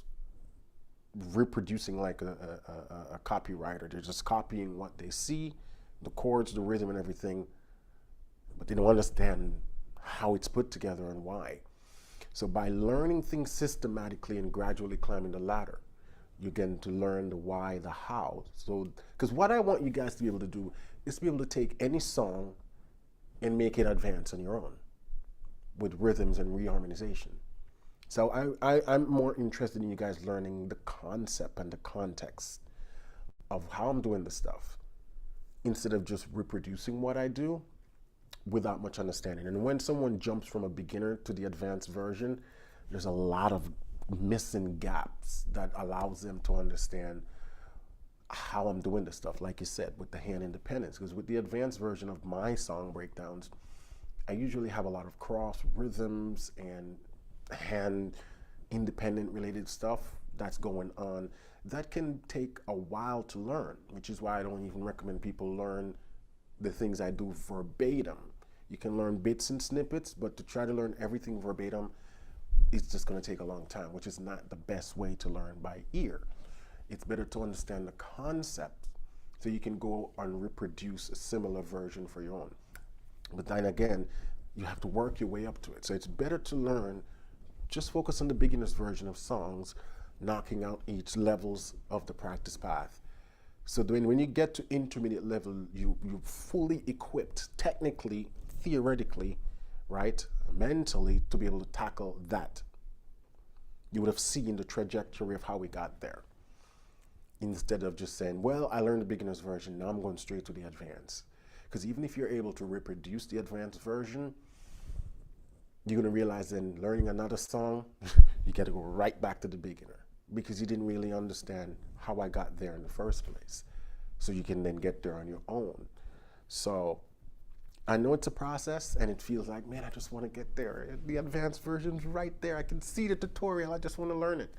And I'm not against you learning a tutorial, even if at the advanced level.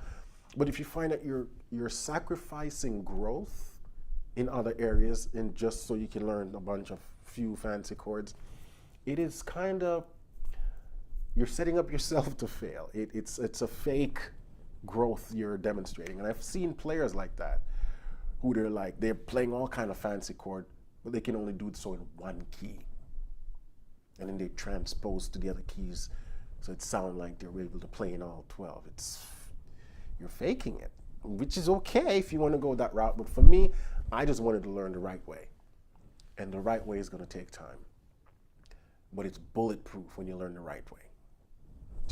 You'll be able to then function anywhere, in any setting, in any song. But it takes time. And that's one of the hardest things learning music, is being able to hang in there and go slowly, because the process is slow.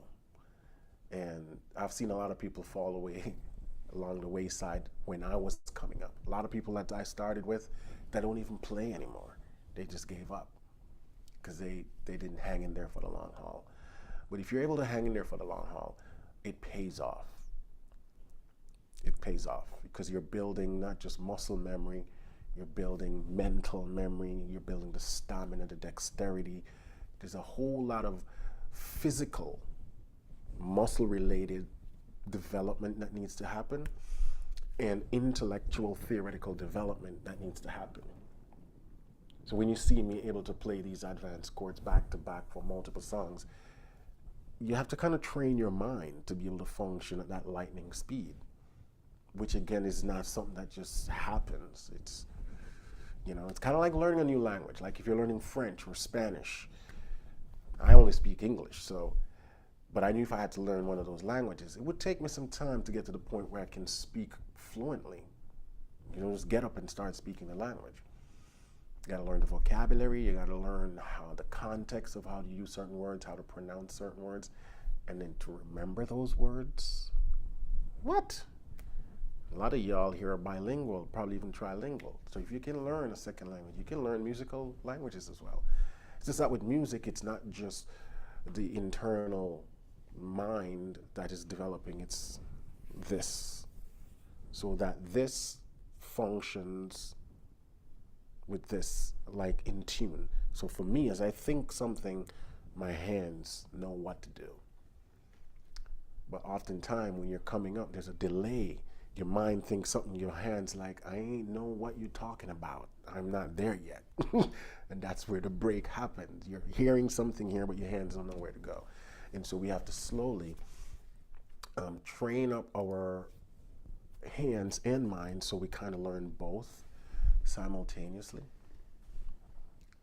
Yeah. Yeah, thank you very much. That was really helpful. As you said, it's because you see the advanced tutorial, they're just like, it's just there, I can just do it, and then. Yeah. But And like I said, nothing is wrong with checking it out just for curiosity, see what it's like. But we have to make sure that we're not sacrificing the areas that needs the growth just because we want to cut shortcuts, right? When I was coming up, attempted many things way above my skill level because I just wanted to see what it was like. And then I went back to the things that I know I needed to work on. Right? So again, nothing is wrong with that. Satisfy that curiosity. We just don't want to deluge ourselves in the fact that if I just live in this advanced world, then I'll be advanced. No, we still have to learn the things that we skipped over, right? So we have to go back and say, what did I miss? And can I do this? That's why I like to run people through a series of questions when they ask these things like, can you do A? Can you do B? Most of you who were in my program, you notice I give you guys an assessment. And that's an assessment to kind of hold up the mirror in front of your face, because that's what the assessment's doing. Do you know how to play this? If you say no, it gives you a point. Do you know how to do that? You know, and it asks you these questions, and at the end of the assessment, it says, based on your answers, this is where you fall along the skill level ladder. And it's not a way to demoralize you and make you feel like everything you've worked on before didn't amount to anything. It's just to show you that if you truly want to learn the right way, this is how you answered, and so you need to start here. Because by saying we don't know something and we're just not going to know it, ignoring it doesn't make it go away, right? If you have a problem and you're sick with something, just say, I'm not sick, and you ignore it. That doesn't make you better. Eventually, you're going to have to face reality and go to that doctor, right? Get that injection if you need to get an injection, take some pills, whatever you need to do. And it's the same thing in music. A lot of people ignore things. They go, man, I'm just never going to play scales because I don't like it. Well, you're never going to be able to run on the piano like that because you don't practice scales. And no matter how much you want to do it, it's not going to happen because you don't practice scales. So even if you find scale boring, you got to practice it. It comes in handy, right? So part of learning is facing our fears and just working on the things, because we're not going to like everything. I certainly don't like practicing everything. I do it anyway because it makes me a better musician. I like to equate it to eating your vegetables. You know, you got to eat your vegetables. So what are the things that you've been hiding from as it relates to your musical growth? Things you've been avoiding for years, just thinking if I just don't focus on it, it'll go away. Nah, it's going to keep haunting you. So you might as well just learn it now and get it over with. Rip the Band-Aid off. Great question though, Raphael. Go again, Patricia. Some time ago, I saw on your site about individual classes. Mm-hmm. Could you elaborate some more on that for me? So those one-to-one sessions, something I came up with to give people the opportunity to have a sit down like this, but it's just with you and me, and I get to work on whatever you need. Because I know, you know, we're doing this entire thing virtual, right? You're learning piano from scratch with the hopes to get to advance, and we're doing it all virtual, and it's predominantly, everything is pre-done. It's pre-recorded. You know, we might do some back and forth email communication, but that's about it. And I know for a lot of people, you may need additional help outside of just that, right? So that's why those one-to-one sessions are there. And they're one-offs, meaning they're not recurring. You get to book them whenever you want. So I've worked with students in those one-to-one sessions for people who need to learn specific songs for their church that I don't have in the program. You know, come on, we get to work on those. Some people like to go deeper in various topics. It could be whatever you want, you know. There's no restrictions on it. I try to open it up to work on whatever people want to work on that is vital for them. So that's what those are set up for. It's also recorded, and then you get a copy of the recording. There's this one gentleman that I work with, he plays in a band, and he just wants to see how I would play the songs that he plays. And then get the ideas, like where would you use a passing chord in this song? And I'll demonstrate it for him, and we work on those things together, right? So that's what those additional one-off programs are for, is to work on things that goes beyond the scope of the courses in the program, or to go deeper with what's offered in the program. Thank you. Makes sense, Pat? All right, I could take one or two more questions before we wrap up for the evening. Who got any more pressing questions that they would like me to address for them?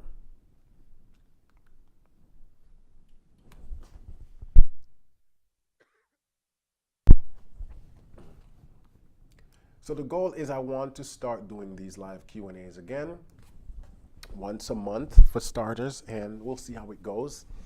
If everything goes well, we might double it up, do 2 a month, but I think these are important. I'm glad that so many of you turned out. You know, it's amazing. Question from Nelson in the chat. He says, my question's about what you have demonstrated here. How do you apply blues scale in a song? What scale do you play when you do a run? So remember earlier I talked about it's all about context, right? So if we're talking about pizza, you're then not automatic. You're not going to bring in, I don't know, curry chicken in the mix because that's just gross, right? We keep it contextual.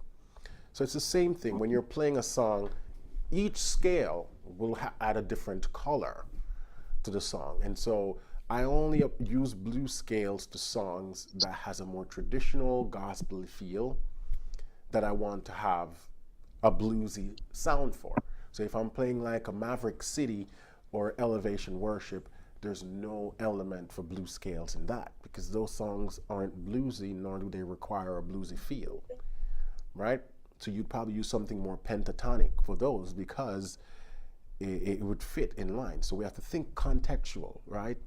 You wouldn't show up to a wedding wearing jeans and a t-shirt, right? You'd probably wear a suit, context. Likewise, you wouldn't show up to a football game wearing a suit unless you're the coach.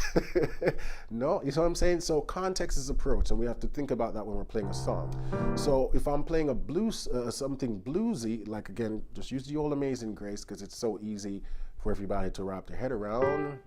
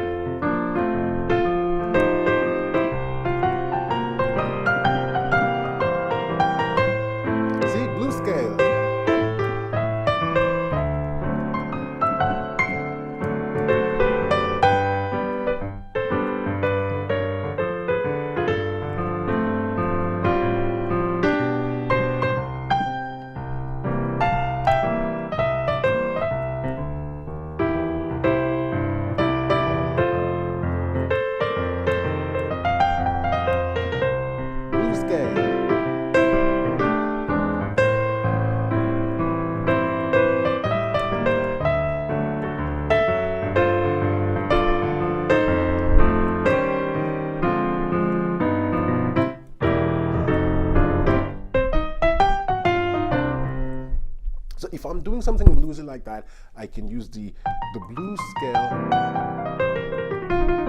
as embellishments to those chords. Now it's important when you're playing in a key and you're using the blues scale, you want to use the blues scale for that key. One of the mistakes I see a lot of people make is each time they change the chord, they change the blues scale. So if they're playing C, they play the C blues. If they're playing F, then they're switching to the F blues. When they play the G, they switch to the G blues. You don't want to do that. The songs are going to sound crazy. Whatever key you're playing in, you play that one blues scale. Doesn't matter how the chords are changing. It'll still work, so long as you're using it contextual for a bluesy style song. And then from there, it's just about figuring out the different licks and stuff you want to use with the blues. So it requires a bit of experimentation to see what sounds good and what works.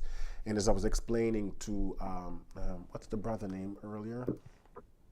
To Raphael, is that, you know, you want to use it in context and also just copy where you hear other players do and how they use it. You know, you can copy some of those little licks and runs. But generally, that's the way I think about it. If I'm playing something bluesy, the blues scale is golden.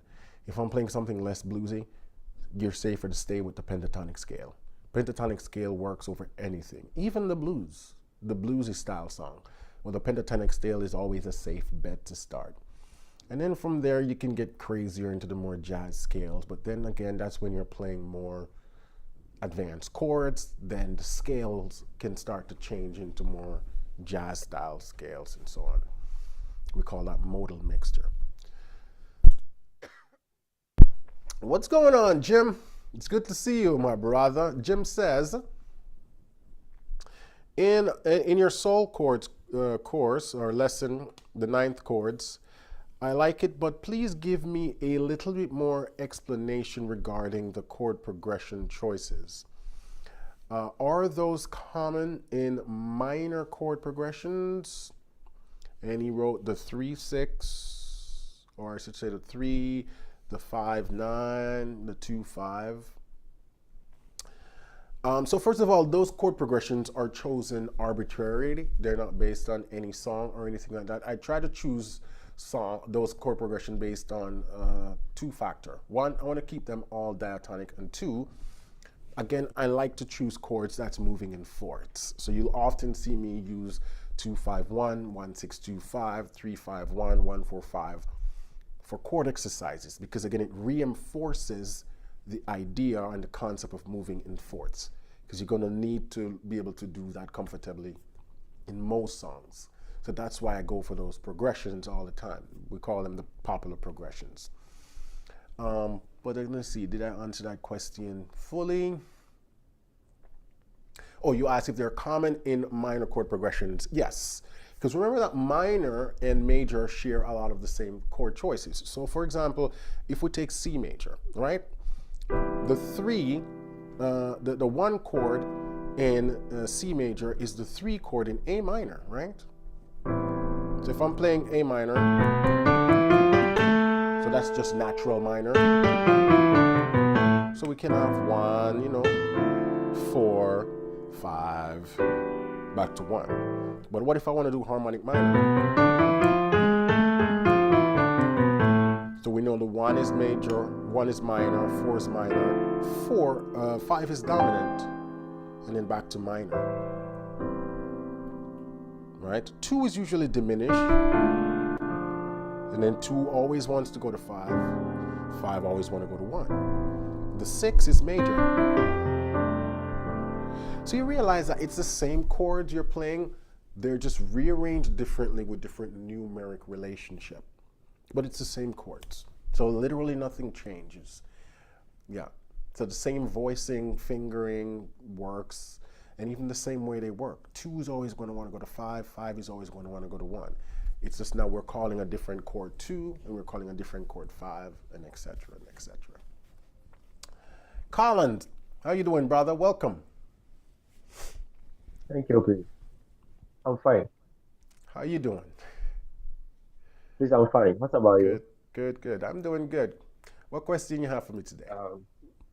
Yes, please. Before I even start the session, I really want to thank you for how impactful you've been to me.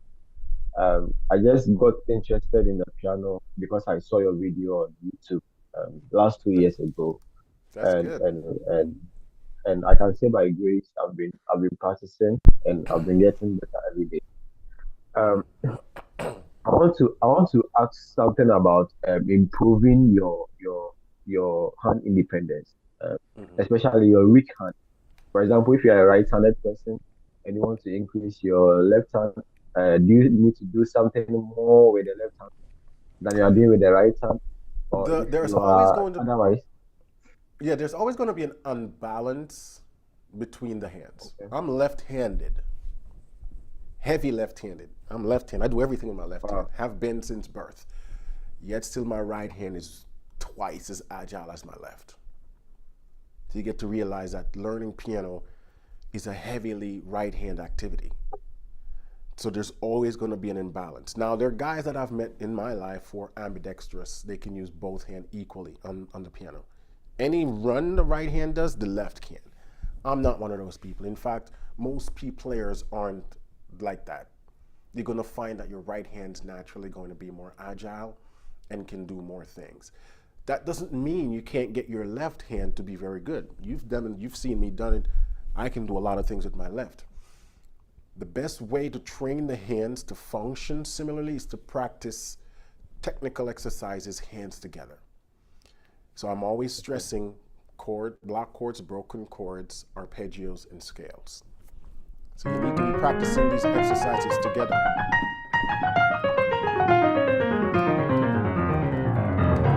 Practice scales together, arpeggios.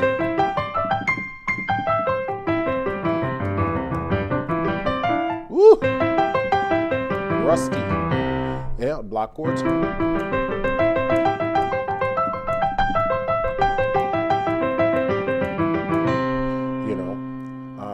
Block chords, you know.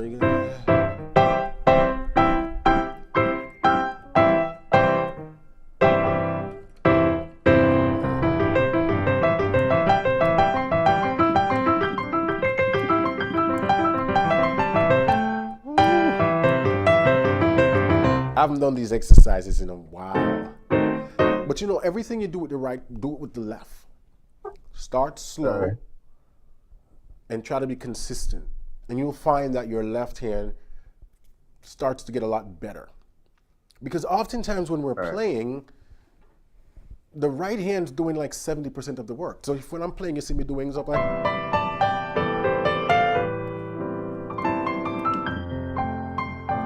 Look how just busy the right hand is compared to the left.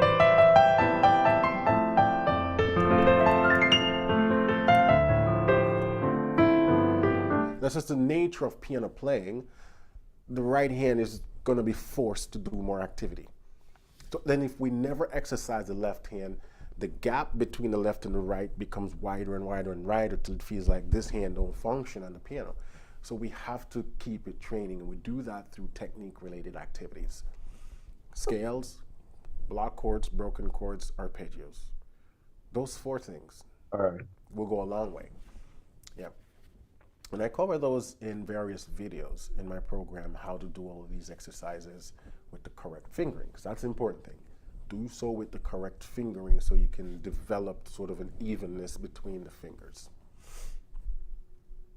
Great question, great question. All right, so I could take one more questions, guys, before we wrap up. We've been on since 7. Wow. So that's what, 2.5 hours now I've been on.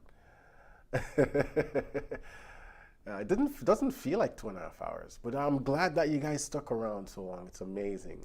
So we're going to keep on doing more of these. For now, I'm going to see if I can shoot for once a month. So y'all make sure that you're subscribed, you're on my list, and you know, because I'm always going to let you know when we're doing these. And you can start just preparing your questions. But yeah, who's going to be the lucky person? I can take one more question. Ralphie says, what's your favorite key? If I have to absolutely pick one, I would say it's C. And the reason being is because it's the first key I learned. So as a beginner, I spent a lot of time in C. I learned all my new concepts in C. I learned how to do passing chords in C first. So it just became my favorite key, and then I moved on and learned other keys. But at this point, I have a bunch of favorite keys. I like F, I like B flat, I like E flat, I like G. My worst key, F sharp. I know a lot of you are going to be like, what? F sharp's like the most popular key in Africa. I don't like F sharp. The reason why I don't like F sharp is because it's hard to do a lot of the technical runs that I do in other keys because of the layout. You know, it's not easy to do a lot of certain runs. So it's just like, yeah, I'm not a fan of F sharp, but that's my goal, and that's always been my goal, is to be as efficient as I can in every key. So what I do, I try to develop what I call key-specific licks. So I create licks specific for each key, because each key is a different sort of layout. So you'll find that certain licks don't work well in certain key because you have to change the fingering, and that just makes it harder to play. So I just create different licks that works great for certain keys and so on. All right. Well, I think we can call it there, guys. It's been great. Thank you so much for hanging out with me with this. We're bringing back these live Q&A sessions. You guys brought some really great questions. I trust that I was able to address them for you, give you some motivation, give you some concerns. Just remember at the end of the day, guys, being a competent musician in your own eyes, one that you can be proud of, it just requires time, patience, and consistency. As long as you're enjoying the journey and you continue to put in the work and you continue to push yourself, don't settle. Try new things, explore. Remember that music is an art form. So as much as I talk about the theory behind it and the techniques and this needs to happen and that, then music starts to sound very mathematical. I just teach it that way so you guys can understand it from a conceptual approach. But remember that all of these ideas, first, somebody came up with it by just exploring and experimenting. And then they go back and reverse engineer, and then they create sort of a roadmap to help them remember it. And that's what we call theory. So the practice comes first. And then we go back and make up stuff to justify it, right? We call that theory. So I want you to live in the world where you constantly just try things. Don't think about the theory. Think about, does it sound good? And then figure out what theory you want to use to explain it. Because everything is usually going to have a theoretical explanation because music is inherently math and physics, right? So if it sounds good, that means there's already an explanation for it. But if you constantly try to explain something first before you try it, it's going to make you tentative and timid, and you're only going to play things that you understand, and that's not really what music is. So keep on practicing, keep on trying new things, even if you don't understand what you're doing. Just ask yourself, if it sounds good, then roll with it until you're able to understand it. But don't be afraid. And I'm talking specifically from the perspective of those of you who are at that stage where you can play some chords and you want to improvise, but you kind of like, I don't know what to do or how to do it or what sounds good. Just play things and see what it sounds like to you. There's going to be wrong stuff. There's going to be a lot of wrong stuff. But that's how you start to learn what not to play, which will lead you closer to the things that you should play. And just keep on grinding. Not everything is going to make sense right now, but eventually it does. When I was coming up, there was so much that didn't make sense to me. And I went to school for music, meaning I was in a music institution surrounded by musicians and professors. And half the time I was confused.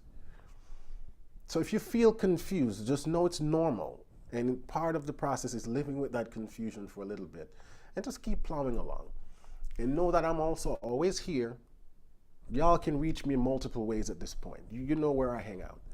Send me a message, send me an email. Let me know if I can assist, if you got questions, especially when it comes to the more woo-woo, theoretical, confusing things. I will always try to break it down, which is again why I'm bringing back these live Q&As, because there's only so much I can explain through like an email or a YouTube message for it to make sense. Sometimes you kind of just need to see it be demonstrated.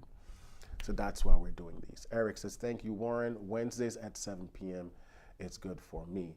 Is there another day you'll be doing this? The goal is to make it consistent so you guys can remember. So most likely I'm going to try to do it on a Wednesday. But like I said, for now, I'm going to try to do once a month. So we won't have another one for a few weeks. And I'll try to, however you learned about this one, I'm going to be using the same channels to broadcast when we're doing the next one. So just stay tuned and chime in for those, right? Start thinking about your questions, write those down. And for those of you guys who don't journal, you should start. I'm not saying sit there and write down what goes on in your day. Questions, the things that keeps you up at night, write them down. That kind of journaling. Like, just at this point, for me, my iPhone is my journal. I have a notepad and I just type stuff in. Like, I should learn this, or I want to learn that, or what if so keep a little sort of running list of just questions, things that you don't quite understand, things you'd like to know, things you'd love to see demonstrated.